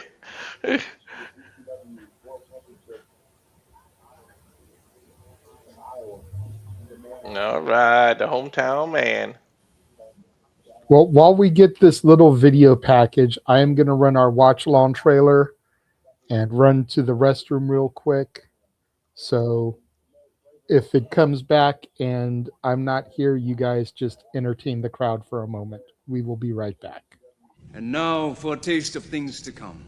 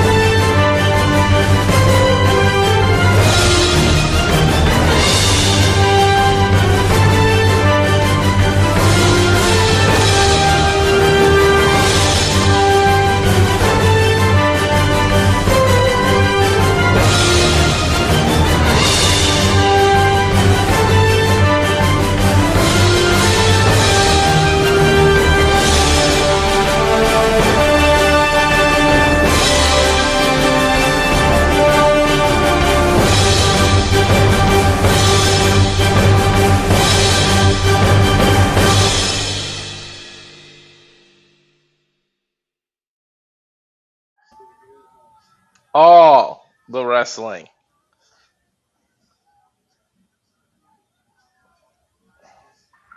And we're All the back. wrestling. So I was just looking, and maybe when JJ goes back, he can kind of answer it. But it seems like all the graphics that I've seen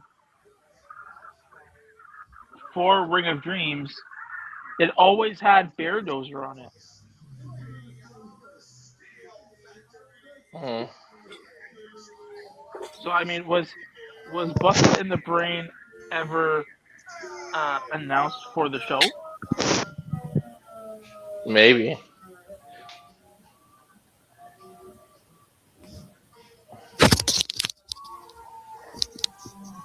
Dun, dun, dun, dun, dun. Oh, he's missing it.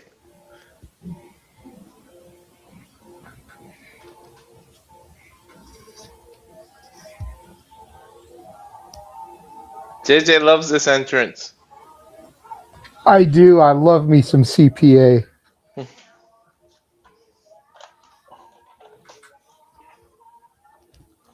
I just with Walter being the pun guy, I feel like CPA really missed the mark with using "Man, I Feel Like a Woman."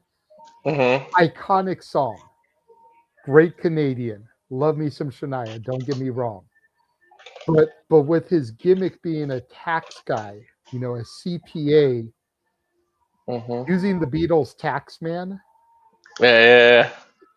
I think would be awesome too. And it's a great iconic up-tempo rocker. Like, maybe if he turns heel, because it's all about celebrating the tax man and people hate taxes. Mm-hmm. So if he turns heel, maybe that would be a good heel theme to use. But if we can ever secure CPA for an interview, I'm going to ask him about that. Mm-hmm. Who's CPA taking on? I don't know. I missed it. Some guy that I don't know. His name was Sanders, I think they said.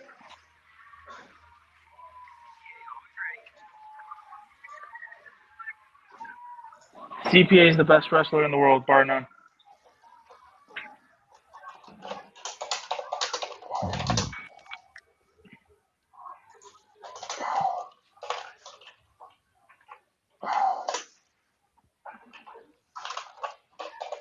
I just think CPA is hilarious. Like, he's a good comedic wrestler.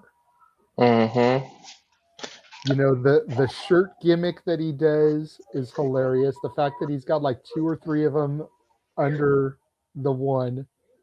And here we go right now we're number 9 in the US trending. GCW Dreams has cracked the top 10. And the fact that the crowd responds to it the way they do, with holy shit chants, because he took a shirt off.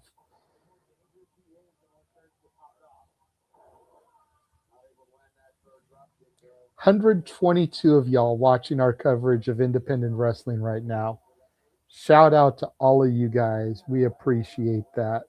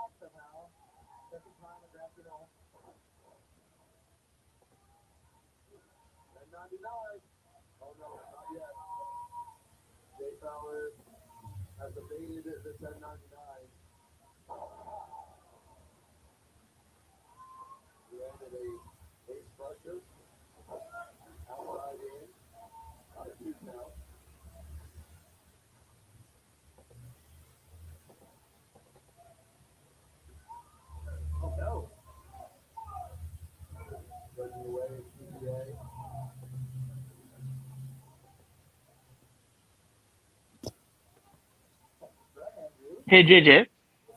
Yes, sir. Now, I have a question, because all the graphics that I saw for this show, it all had Beardozer facing Bang & Matthews. So were they always scheduled to be there, busting the brain? You might have seen a graphic that I didn't see, because the graphic that I have is Bustah in the Brain versus Beardozer.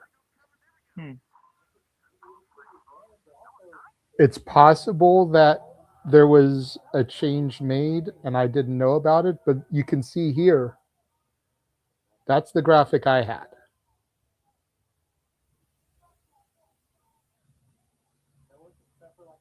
So again, card subject to change. It's possible that a change was made and I was unaware of it.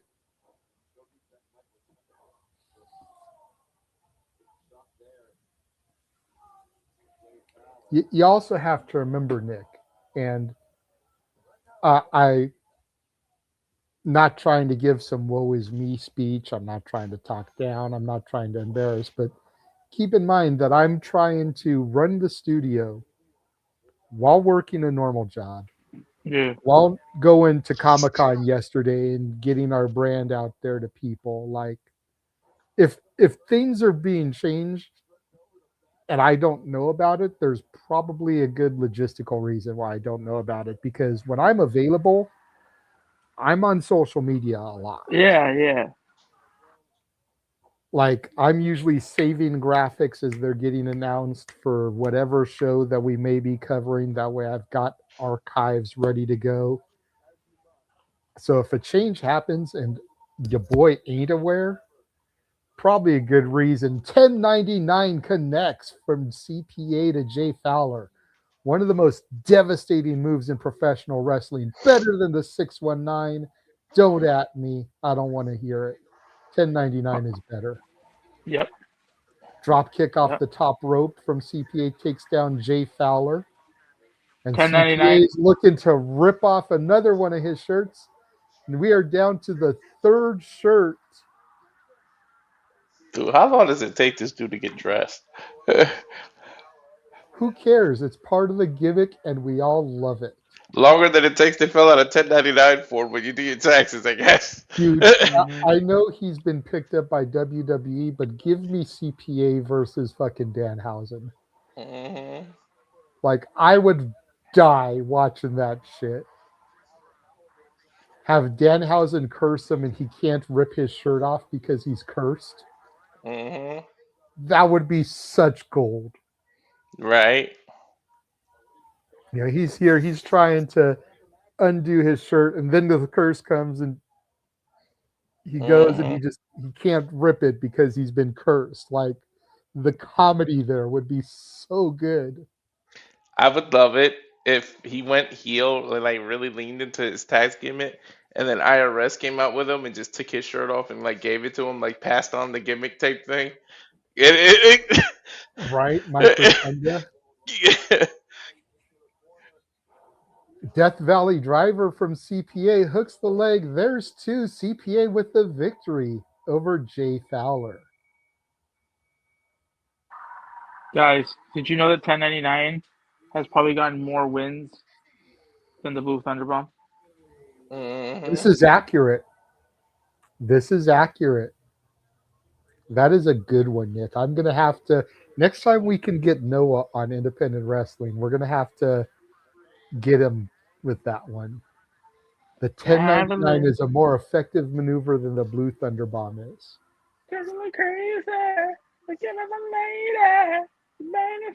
CPA clipping one of his ties onto the waistband of Jay Fowler. Shania Twain winning at life. Yes. And here we are taking a look at where GCW will be coming next. Next weekend, France and Italy. Early shows for us that choose to cover those. June 6th and 7th, back in Atlantic City at the Showboat for Tournament and Cage of Survival. June 13th at the Mecca in Jersey for Jersey Championship Wrestling. June 19th and 20th, Cincinnati, Ohio, and Indianapolis, Indiana, respectively. June 27th, 28th, Los Angeles, California, and Mesa, Arizona. July 11th, Hartford, Connecticut.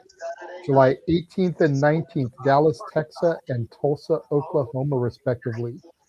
Jury is still out as of right now if I'll be at that LA show, because I do have plans on June 13th where I've got to rent a car and everything.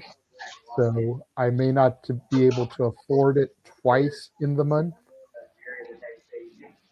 But we will have to see how good work is for me, because that is a 3-paycheck month. Unfortunately, the third paycheck will come on the 29th after LA. And because of the deal I made with my landlady, my rent is due on the day I moved in every month instead of the 1st. So that would be the 21st that my rent is due. So it's a matter of, do I have enough money after the 21st to go to the show on the 27th? So we will have to see if we are there for that one or not.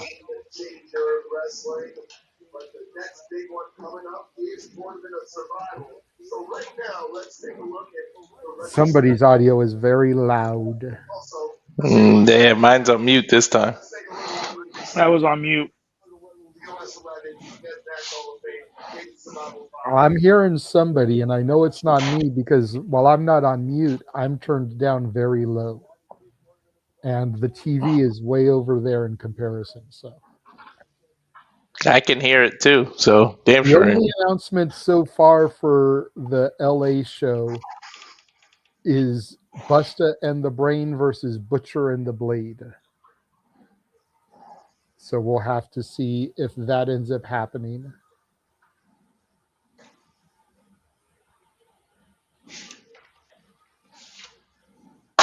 Is this Slade? Oh no, Cyclops. Oh, Cyclope. Cyclope.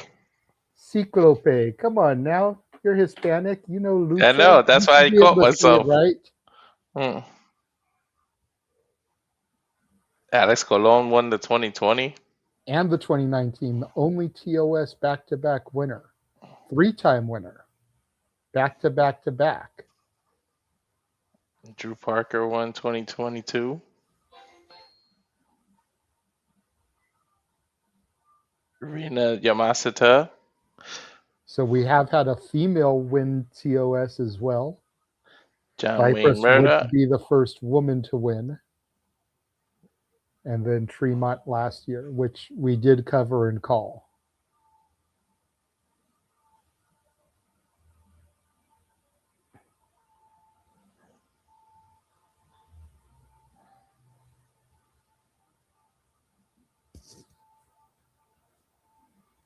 We've got a hell of a field, dude. Like, Jonathan Gresham is in this tournament. And Jonathan Gresham is a hell of a tournament wrestler, but I don't see him as a deathmatch wrestler. So it'll be interesting to see how he does in a deathmatch tournament.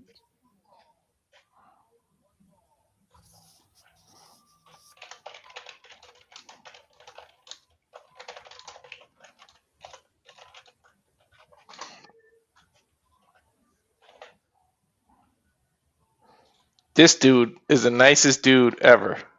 Oh, Tommy Shire? Yeah, remember how he cheated us? And he pretty much just standing next to us, kind of hanging out. Yep. It's that southern hospitality that the Cowboys possess. Manders is cool people too. Like, I know we didn't really get to talk to him a whole lot in Vegas, but when I've encountered him at other GCW shows, same thing. Like the first show I went to, Homecoming LA, stood next to him, talking at him. You know, when I got my picture with him, probably had a good 5 to 10 minute conversation while we were waiting for other people to come up and buy merch and do photo ops and shit.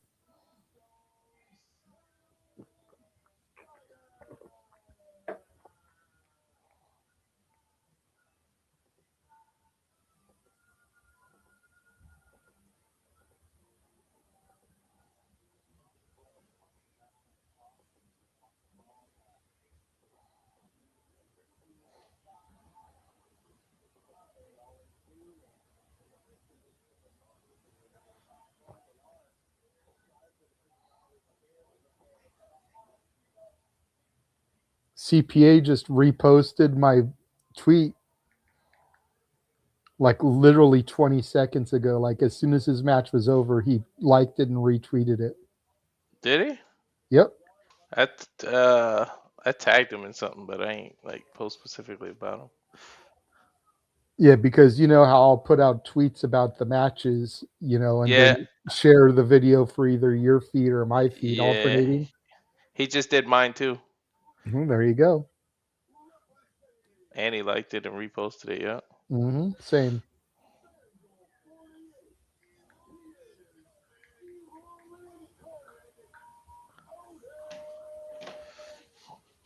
I guess it's somebody got cleared.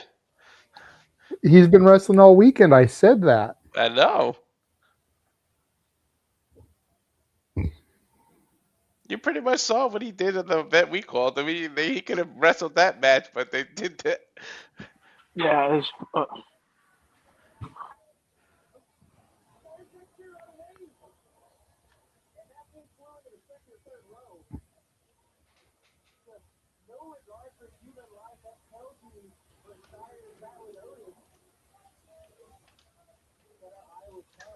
Shire's a big mofo. Guy's tall as shit. Jesus. Yeah. He's the one who said, you ain't small. I was like, yo, I don't feel as I thought I was shorter. He was like, you're not small. I was like, yeah, I fucking know that. And he was like, I meant height, dude.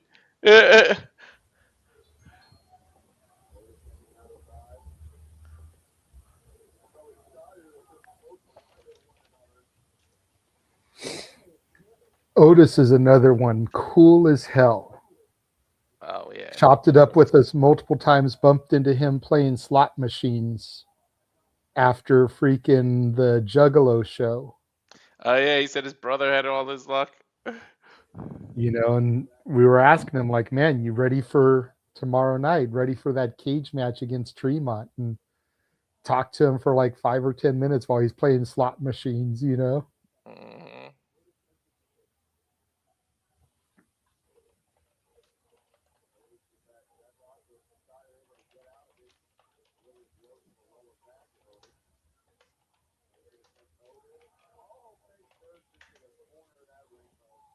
170 of y'all watching our coverage right now. Huge shout out and thank you for that. Tombstone Tommy Shire, one half of the Cowboy Way, checking Otis back into the ring at this point.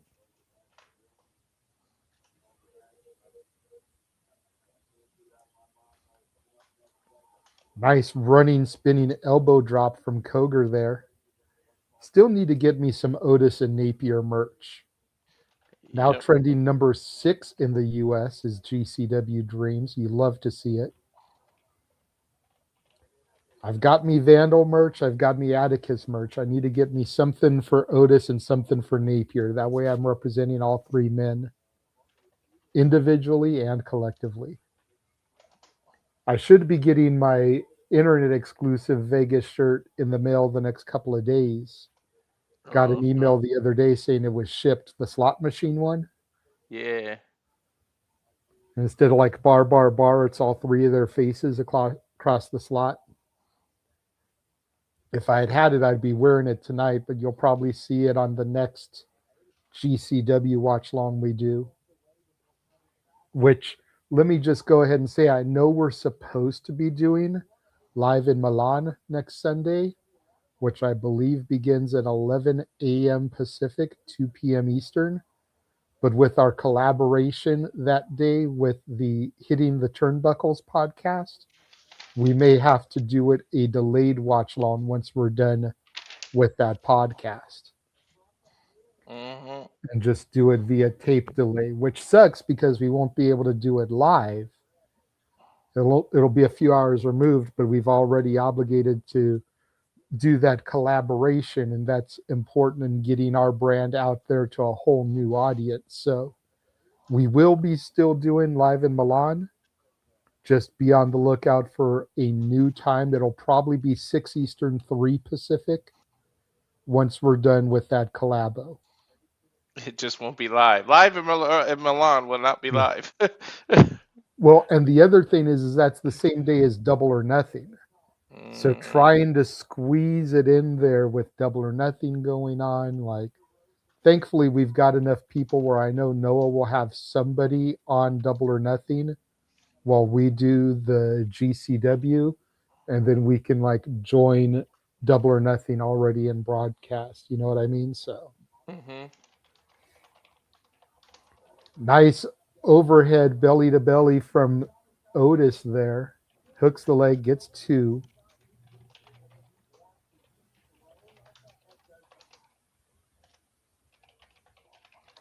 Notice the patch on Otis's pocket is a Mickey Mouse patch. Interesting. Definitely something you wouldn't expect from someone as violent as a Cogar. I mean, look at the conversation we had with Dr. Redacted. Well, but that's different. Like, you kind of know Dr. Redacted is a dork if you meet him because you can see all his tattoos. Yeah. But for a dude to be wearing a sleeveless shirt, blue jeans, and for the patch on the pocket to be Mickey Mouse, when you're a guy who just lost the Ultraviolent Championship in a bloody cage match to Tremont, isn't exactly something you would expect. Nah. No. All right, guys, have fun for the rest of the call. I didn't even realize the time just now. All right, man. Take it easy. Later. Enjoy your food festival. Nick is on camera and looks like his coverage is good enough that it shouldn't get nervous. No, we're good. We're Gucci. We're Gucci.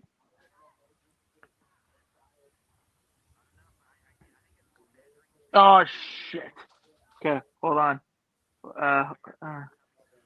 Oh, because he left the stream, his audio got messed up, so now he's got to refresh, come back in. At least this is something we know about Nick and we've discovered with the past. But as soon as he comes back from that, everything should be good.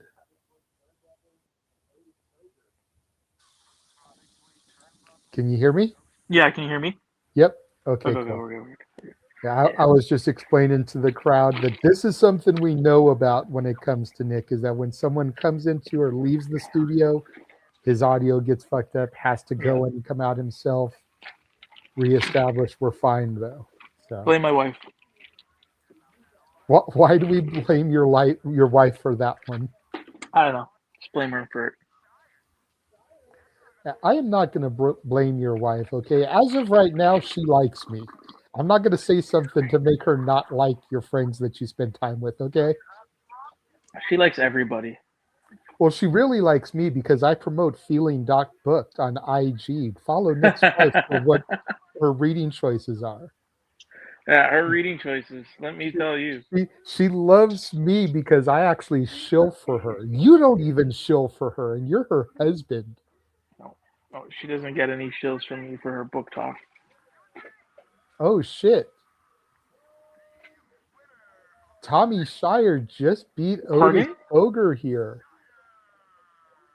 Out of nowhere there. And Tommy Shire is calling for a microphone here. Did something happen? I don't think so. It just was a surprise victory. No, I think something happened.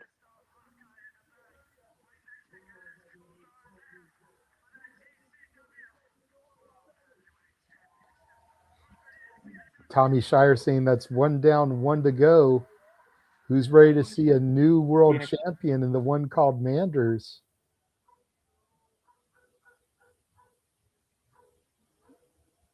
Interesting.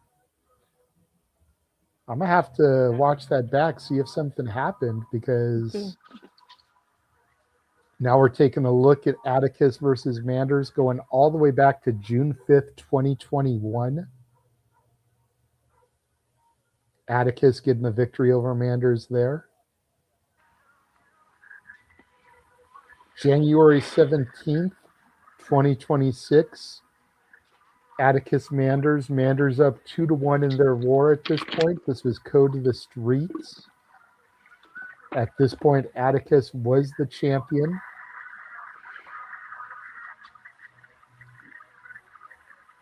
Atticus gets the dub here to retain the title, thanks to shady interference from Effie. Most definitely is not fine. I don't know. According to Evan, he's fine.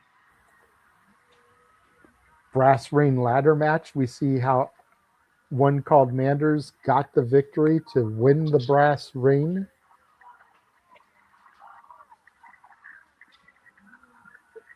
What?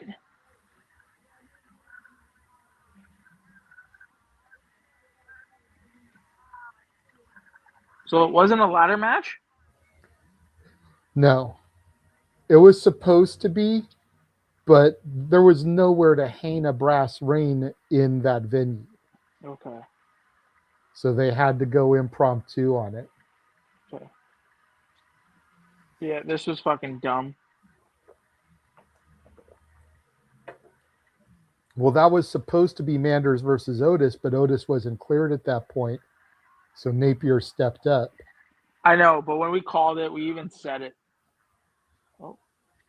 And as a result, now Napier is out of action indefinitely.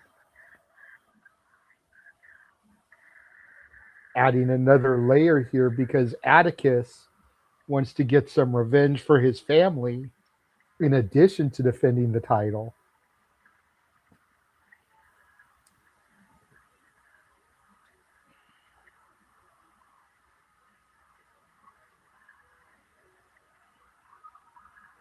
Great video package.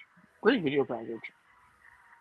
Dude, the people at GCW are on another level, especially as far as the indies go. I've said it time and time again. The video packages they put together, the promos Atticus puts together, could be seen on a Monday, Wednesday, or Friday. They are that good.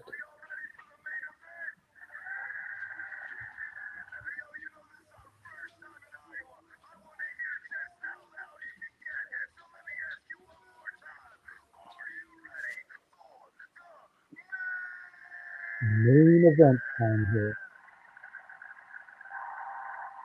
It's time for main event.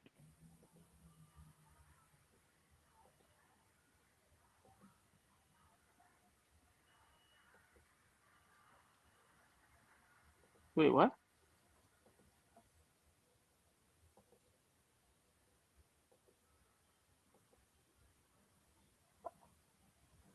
Looks like a neutron for Atticus.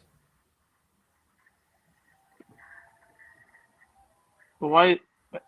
Atticus is the champ. Okay.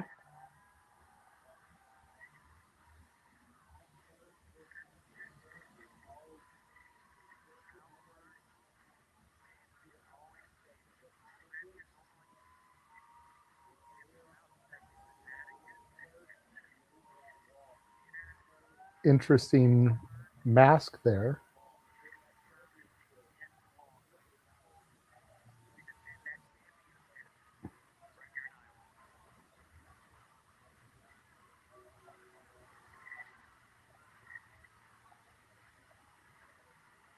Interesting getup. Is that really Atticus? Mm-hmm. Never mind.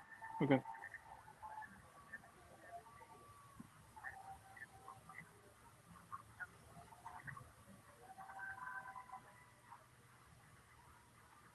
Atticus is great when it comes to psychology. And I'm not just talking about in ring, but like the mind games, his promos, his outfits, everything is subtle and with purpose. Mm-hmm. Like, dude's got a QR code on the back of his jumper. I bet you if you scanned that QR code, it would take you to like the Vandal 48 merch store, to the Atticus Cogar merch store. Because he's just that smart about shit. Interesting. Okay. You know, he always is dropping new merch. It's always limited. You know, you've only got X amount of time to purchase it before it gets pulled from his website, because supply and demand is a thing. Yeah. And he understands that.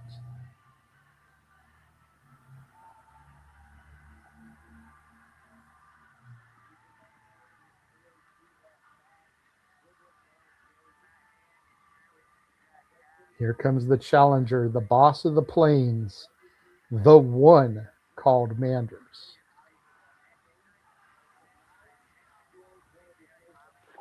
Wonder how he's gonna wrestle in that cast. Carefully. Yep.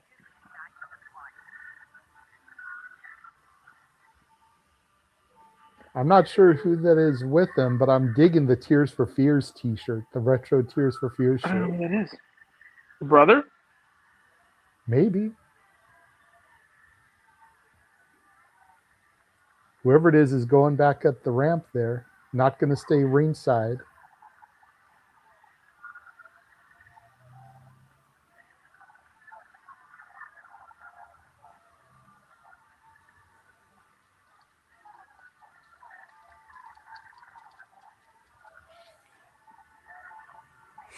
Definitely a lot of support here at the ringside area for the one called Manders.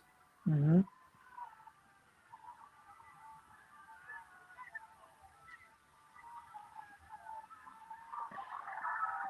Go ahead and put out my tweet now while I can. Yep, we got Manders walking into the ring now. We got to wonder how is he with that cast, right? He put out that tweet earlier, like I said at the beginning of the show. He was in the ER all night last night. The doctors advised him you can't go. People were telling him you can't go, but he said, "Fuck you guys." So we'll see how this works out.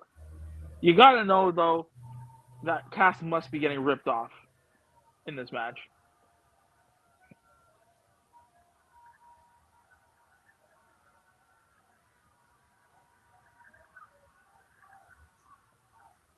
Fuck him up, Manders. Fuck him up.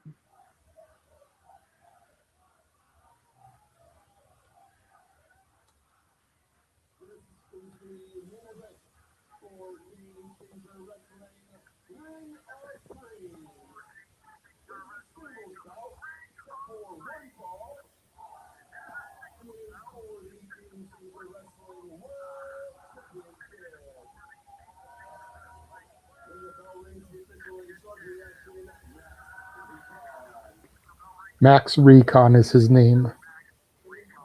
Going back to what you asked earlier. Ooh, okay, cool. We're just a couple of viewers away from 200. We just hit 200 viewers. Come on, people. Tell your friends. Here, how about this? How about this? Do it for the cute puppy. Do it for the cute puppy. Do it for the cute puppy. Do it. Right, Nika?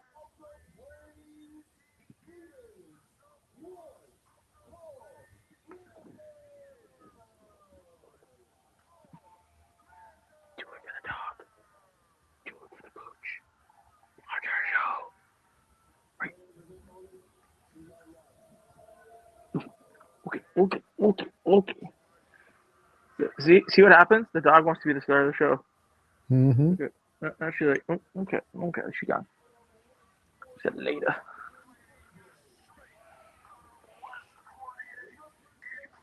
Listen, there's only 4 things out of Ohio 4 good things that came out of Ohio. Noah Foster. And Vandal 48. And the Rock and Roll Hall of Fame. Got to give props to the Rock. Look, I'm going to say there's more than 4 things because Bone Thugs and Harmony. There's 5 right there because I love me some Bone Thugs. You may not be a hip-hop guy. I grew up on Bone. Okay? So that's 10 right there for me. Noah Foster, Vandal 48, Rock and Roll Hall of Fame, and Bone Thugs. So that right there is 10. But then you've also got to factor in Rick Wild Thane Vaughn, Jake Taylor, Roger Dorn, Willie Mays Hayes. Like, come on. Pedro Serrano? Dude, come on. Give a little something here. If you're old enough to understand the jokes, then you're welcome in the room. And if you don't understand those last names that I just listed, I don't know what to tell you, but do your homework, bro. Google it.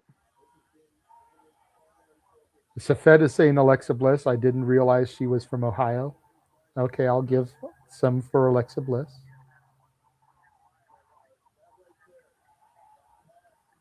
Ooh, using the cast. Dolph Ziggler, Nick Nemeth, I believe, is originally an Ohio boy. John Moxley. And well. Wow. No. I'm not going to hate on Mox because then I'll get pegged as a tribalist. And we all know I'm not tribalistic. I like Moxley. You know, there's actually been people in the circles saying, like, if there was ever a time to bring Mox back to GCW, now is it. Dude, they're going to Cincinnati in June. Like, have Moxley on that show. Yeah. Could you imagine Mox versus Tremont for the Ultraviolent Championship in Cincinnati? Like, that would be huge. Hook is already on that show. Ooh. Manders shaking his hand there.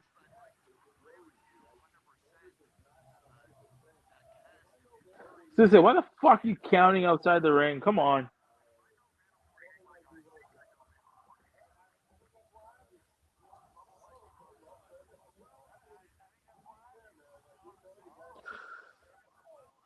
No, don't do it. Uh-oh. Ooh.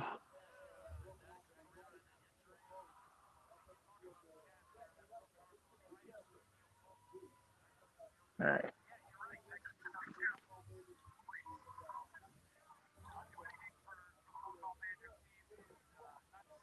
Who's that on commentary? Who's on commentary? I know Emil is. I'm not sure who else is.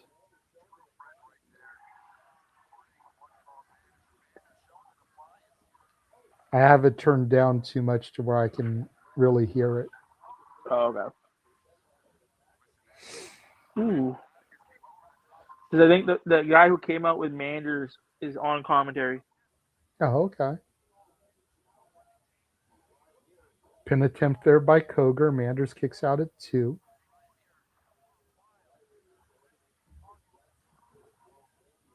What's our count at, JJ? Atticus is 200. going for the skewers. Oh, already started? Going for the Alright. stabby early. Ooh, stabby. Yeah. Getting him in the bicep and the arm instead of the forehead. Ooh. And now stabbing him in the cast. I mean, what And would now stabbing again in the shoulder. Trying to take away that lariat that is Manders' finisher. Hook of the leg. 1 count from Cogar. We are currently at 218 to answer your question, sir. Everybody subscribe. See, it was a dog. Dog got us views. Nika, you got us the views. Atticus with more skewers now. Fuck it, Again, why not? stabbing right in the pad. Ooh, removing the pad of Manders right above where his cast is. And getting the skewers sticking into the flesh there. Ooh. That sucks. Turning Manders' arm into a porcupine and then just stomping it. The skewers falling out. You can see the blood begin to pour there from Manders' arm.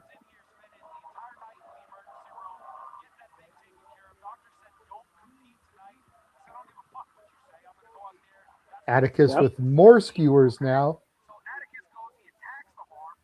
And stabbing him into the side of his cheek and his mouth.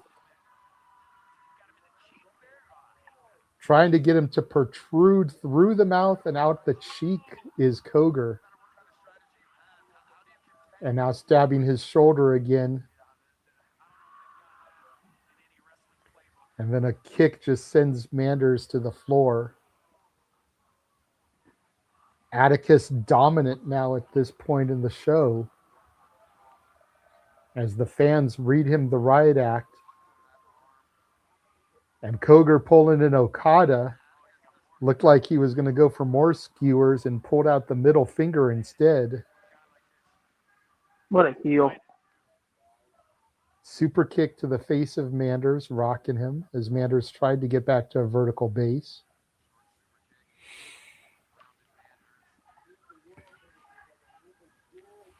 Atticus throws Manders back in the ring.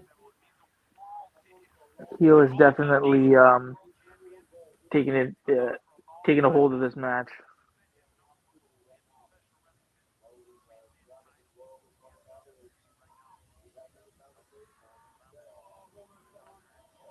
Ooh, nice submission here by Atticus.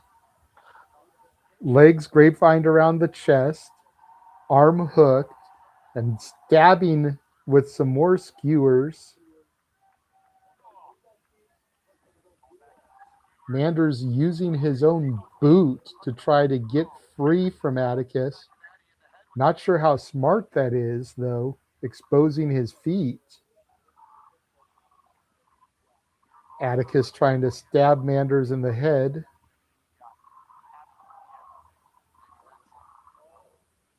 Manders has Atticus in a pinning position here as Atticus keeps trying to stab. The skewers are now in the forehead of Manders. Manders sit out powerbomb onto Cogar. The skewer's Jesus. still stuck into his forehead. Blood oozing.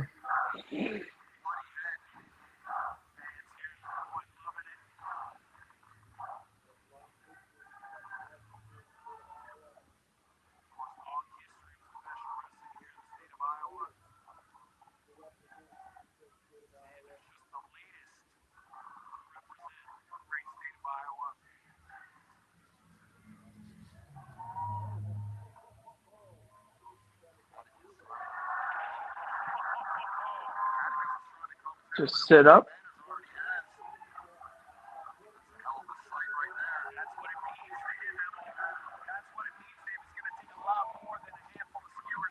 Yeah. Yep. Manders is focused right now. Manders grabbing those skewers, pulling them out of his forehead, and licking his own blood off of them. And now stabbing Atticus in the midsection with those skewers. Repeated stabs. And now inserting those same skewers that were in Manders' head into the head of Atticus.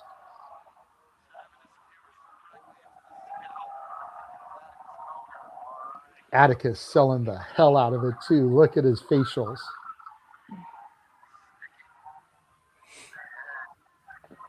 What's he going to get? Manders off of the rope, off the other rope, and runs headfirst into a door chucked at his forehead.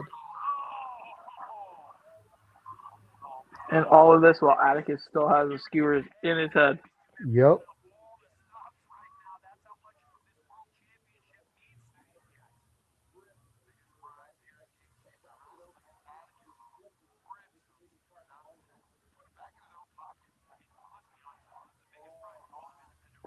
Ooh. Ooh, look at that cut. Oh, fuck you.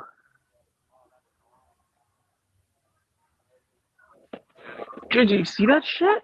Mm-hmm. Ooh. Like that cut, that's open.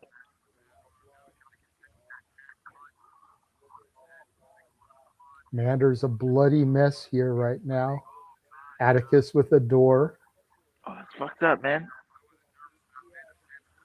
Atticus with blood flowing down his face over his eye. Manders blood coming out of the top of his forehead. Atticus is almost looks more like war paint than anything. You know, the way that it's covering just that little bit of circumference. Whereas Manders, you can see it just ripping out of his head. Manders scoops Atticus up, charges him through the door, just chucks him.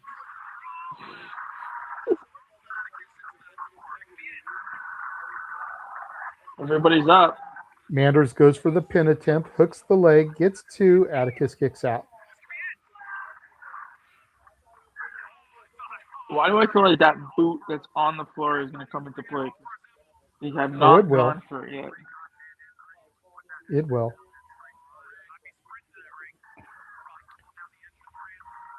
I don't even know if Atticus has noticed it yet, because once he does, he's going to go for Manders' bare foot. He'll peel that sock off and start stomping on it.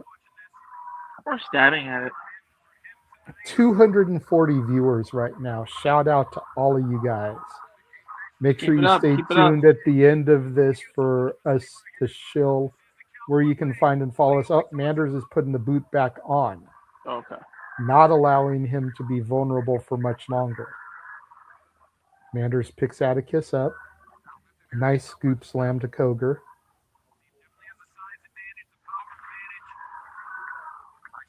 Manders now. It's like he's going to go to the top rope. Irish maneuver. Possibly a moonsault here. Gets his bearings. Moonsault connects. hooks the leg. There's 2. Cogar kicks out. He like barely hit that. Hit it, but he didn't really get like that arc on it, like the prettiest moonsault. Manders rubbing his fist into the blood on the mat. Don't do. Oh, okay. I was gonna say, please don't lick it.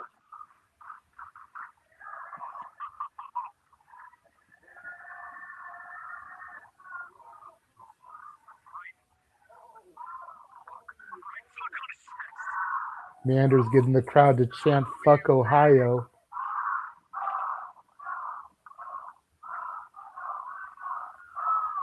Sorry, Noah. Fuck Ohio.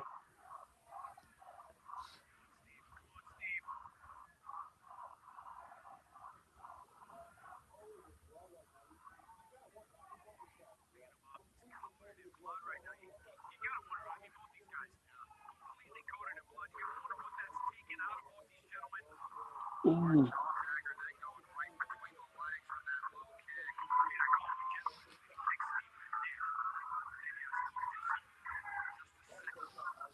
Yeah, he's got to be like a family, either a family friend or a lifelong friend, because he keeps calling Manders Steve.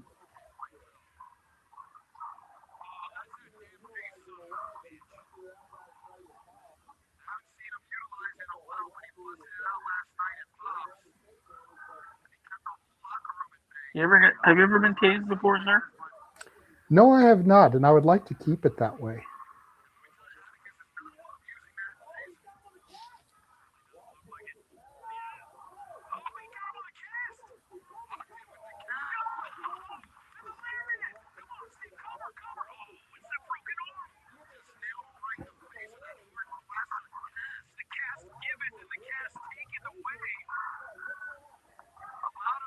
Manders hooks the leg of Cogar. Gets 2. Here comes Otis. Pulls referee Max Recon out of the ring. Family born game here. And here comes Tommy Shire, the equalizer, having just beat Otis. Must not be anything major that happened to Otis if he's out here for this match.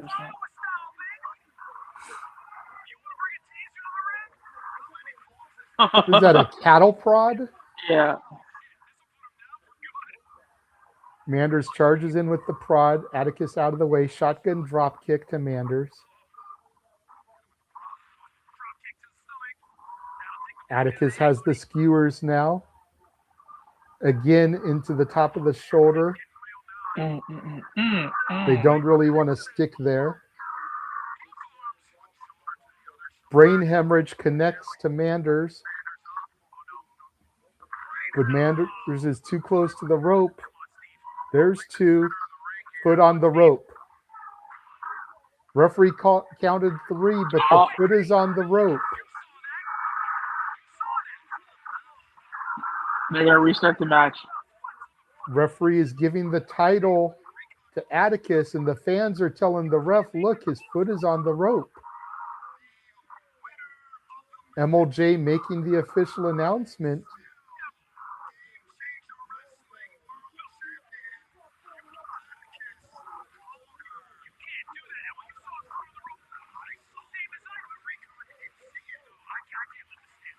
Uh-oh, here we go.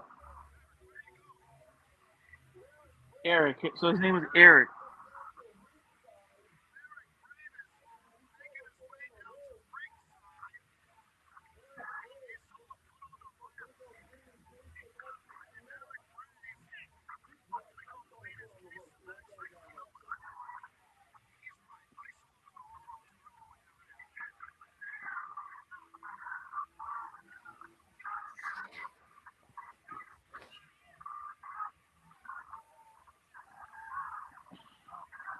A lot of chaos and confusion going on. Atticus looks like he's about to leave. Emil getting involved now.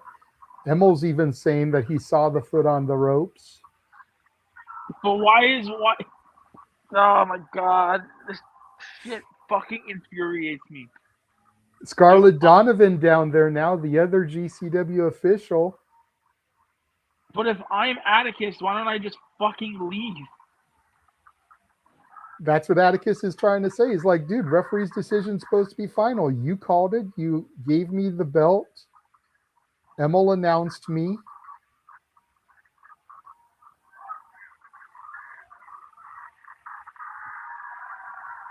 Looks like referee Max Recon is restarting the matchup. Okay.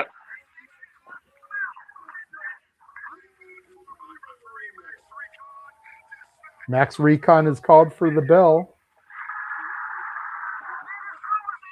And Atticus grabbing this dude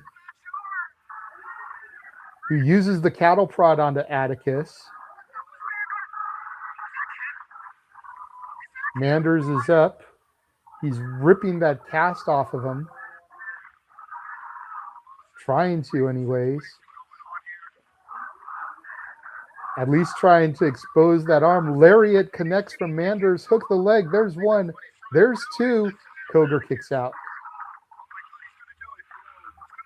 If it was going to happen, that was going to be it right there.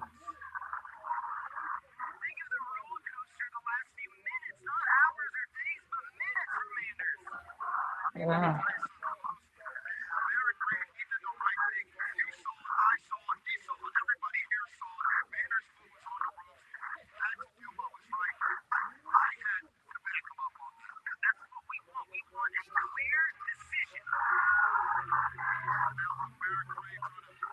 Eric Brave or Merrick Brave?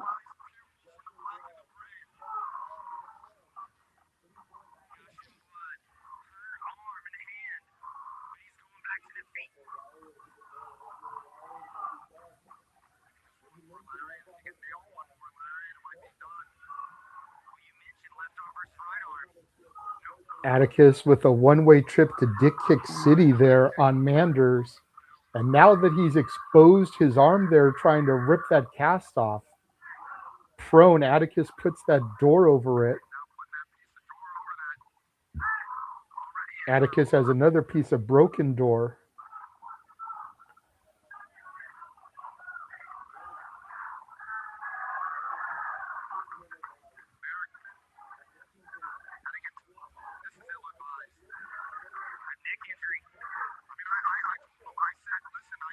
Super kick from this other guy to the door into the face of Cogar. Merrick Brave. And door to the midsection. Brain hemorrhage from Cogar to Merrick Brave.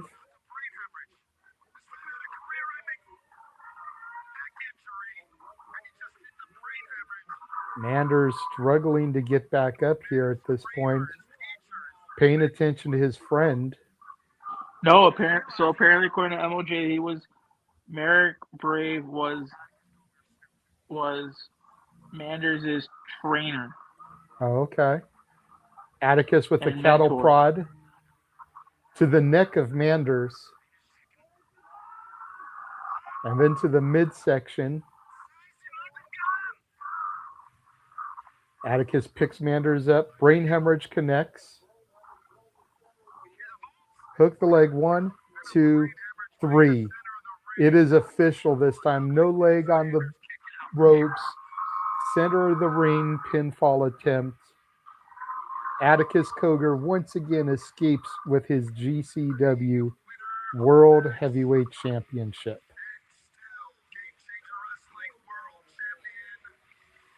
And now you got to ask the question, what is it going to take? Who can stop Atticus Cogar? Right? Atticus Cogar sitting crisscross applesauce on the entrance ramp.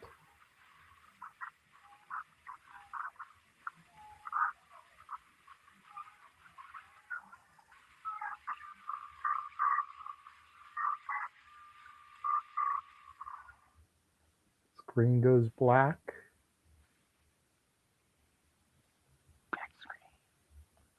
I'm just holding on for a second because I didn't see the GCW logo in the lower third. Like, is this I the did. end I of saw the it. show? Oh, okay. Yeah. I was going to say, Yeah. is this the end of the show? Is something happening? Like, I mean, if you want to wait a little bit, I could have sworn I saw it at the lower. I was probably paying too much attention to Atticus. But wow is indeed correct there, Safet. Hell of a matchup, hell of a show, hell of a turnout. 282 of y'all watching right now. Yeah. Scattered out, most of them on the X. A couple of people watching Noah's YouTube channel. Shout out to all of you. We're going to take a minute, run through where you can find and follow all of us before we get out of here. First of all, we'll come back to that one. First of all, follow Walter, Rage of Wrestling. Again, if he gets to 300 subscribers by SummerSlam, his wife and him will do the Hot Ones Challenge. He's currently at about 230-ish. So he needs about 70 more to go. So if all of you guys on X subscribe to Rage of Wrestling, if you haven't already, that'll put him over the top. Go show your love and support for Mr. Reliable, who came in earlier when Nick was having technical difficulties. The Simple Man Noah Foster at nfoster1916 on YouTube and X. He is our standard play-by-play extraordinaire, especially for the big leagues, WWE, AEW, TNA, Ring of Honor. Noah's the man whose voice you will hear on all that. The sometimes host for the Shenanigans when I am unavailable. He also does Simply Predicting. Follow me on the Casa D18 Studios brand at Casa D18 Studios on YouTube, Casa D18 Studio, no S at the end on X. Subscribe to our Canadian friend, Ash at Batty for Wrestling on YouTube. Subscribe to Rangers of Wrestling on YouTube and follow Datilla at PC Powerbomb on the X. Trying to build that up, just started that, a new endeavor from the folks at Rangers of Wrestling. You can find Nick at Nick B. Leaf 12 on X. And make sure you tune in this coming Thursday as we will be interviewing Jack Cartwheel, WWE ID and Evolve talent. Don't want to miss out on that.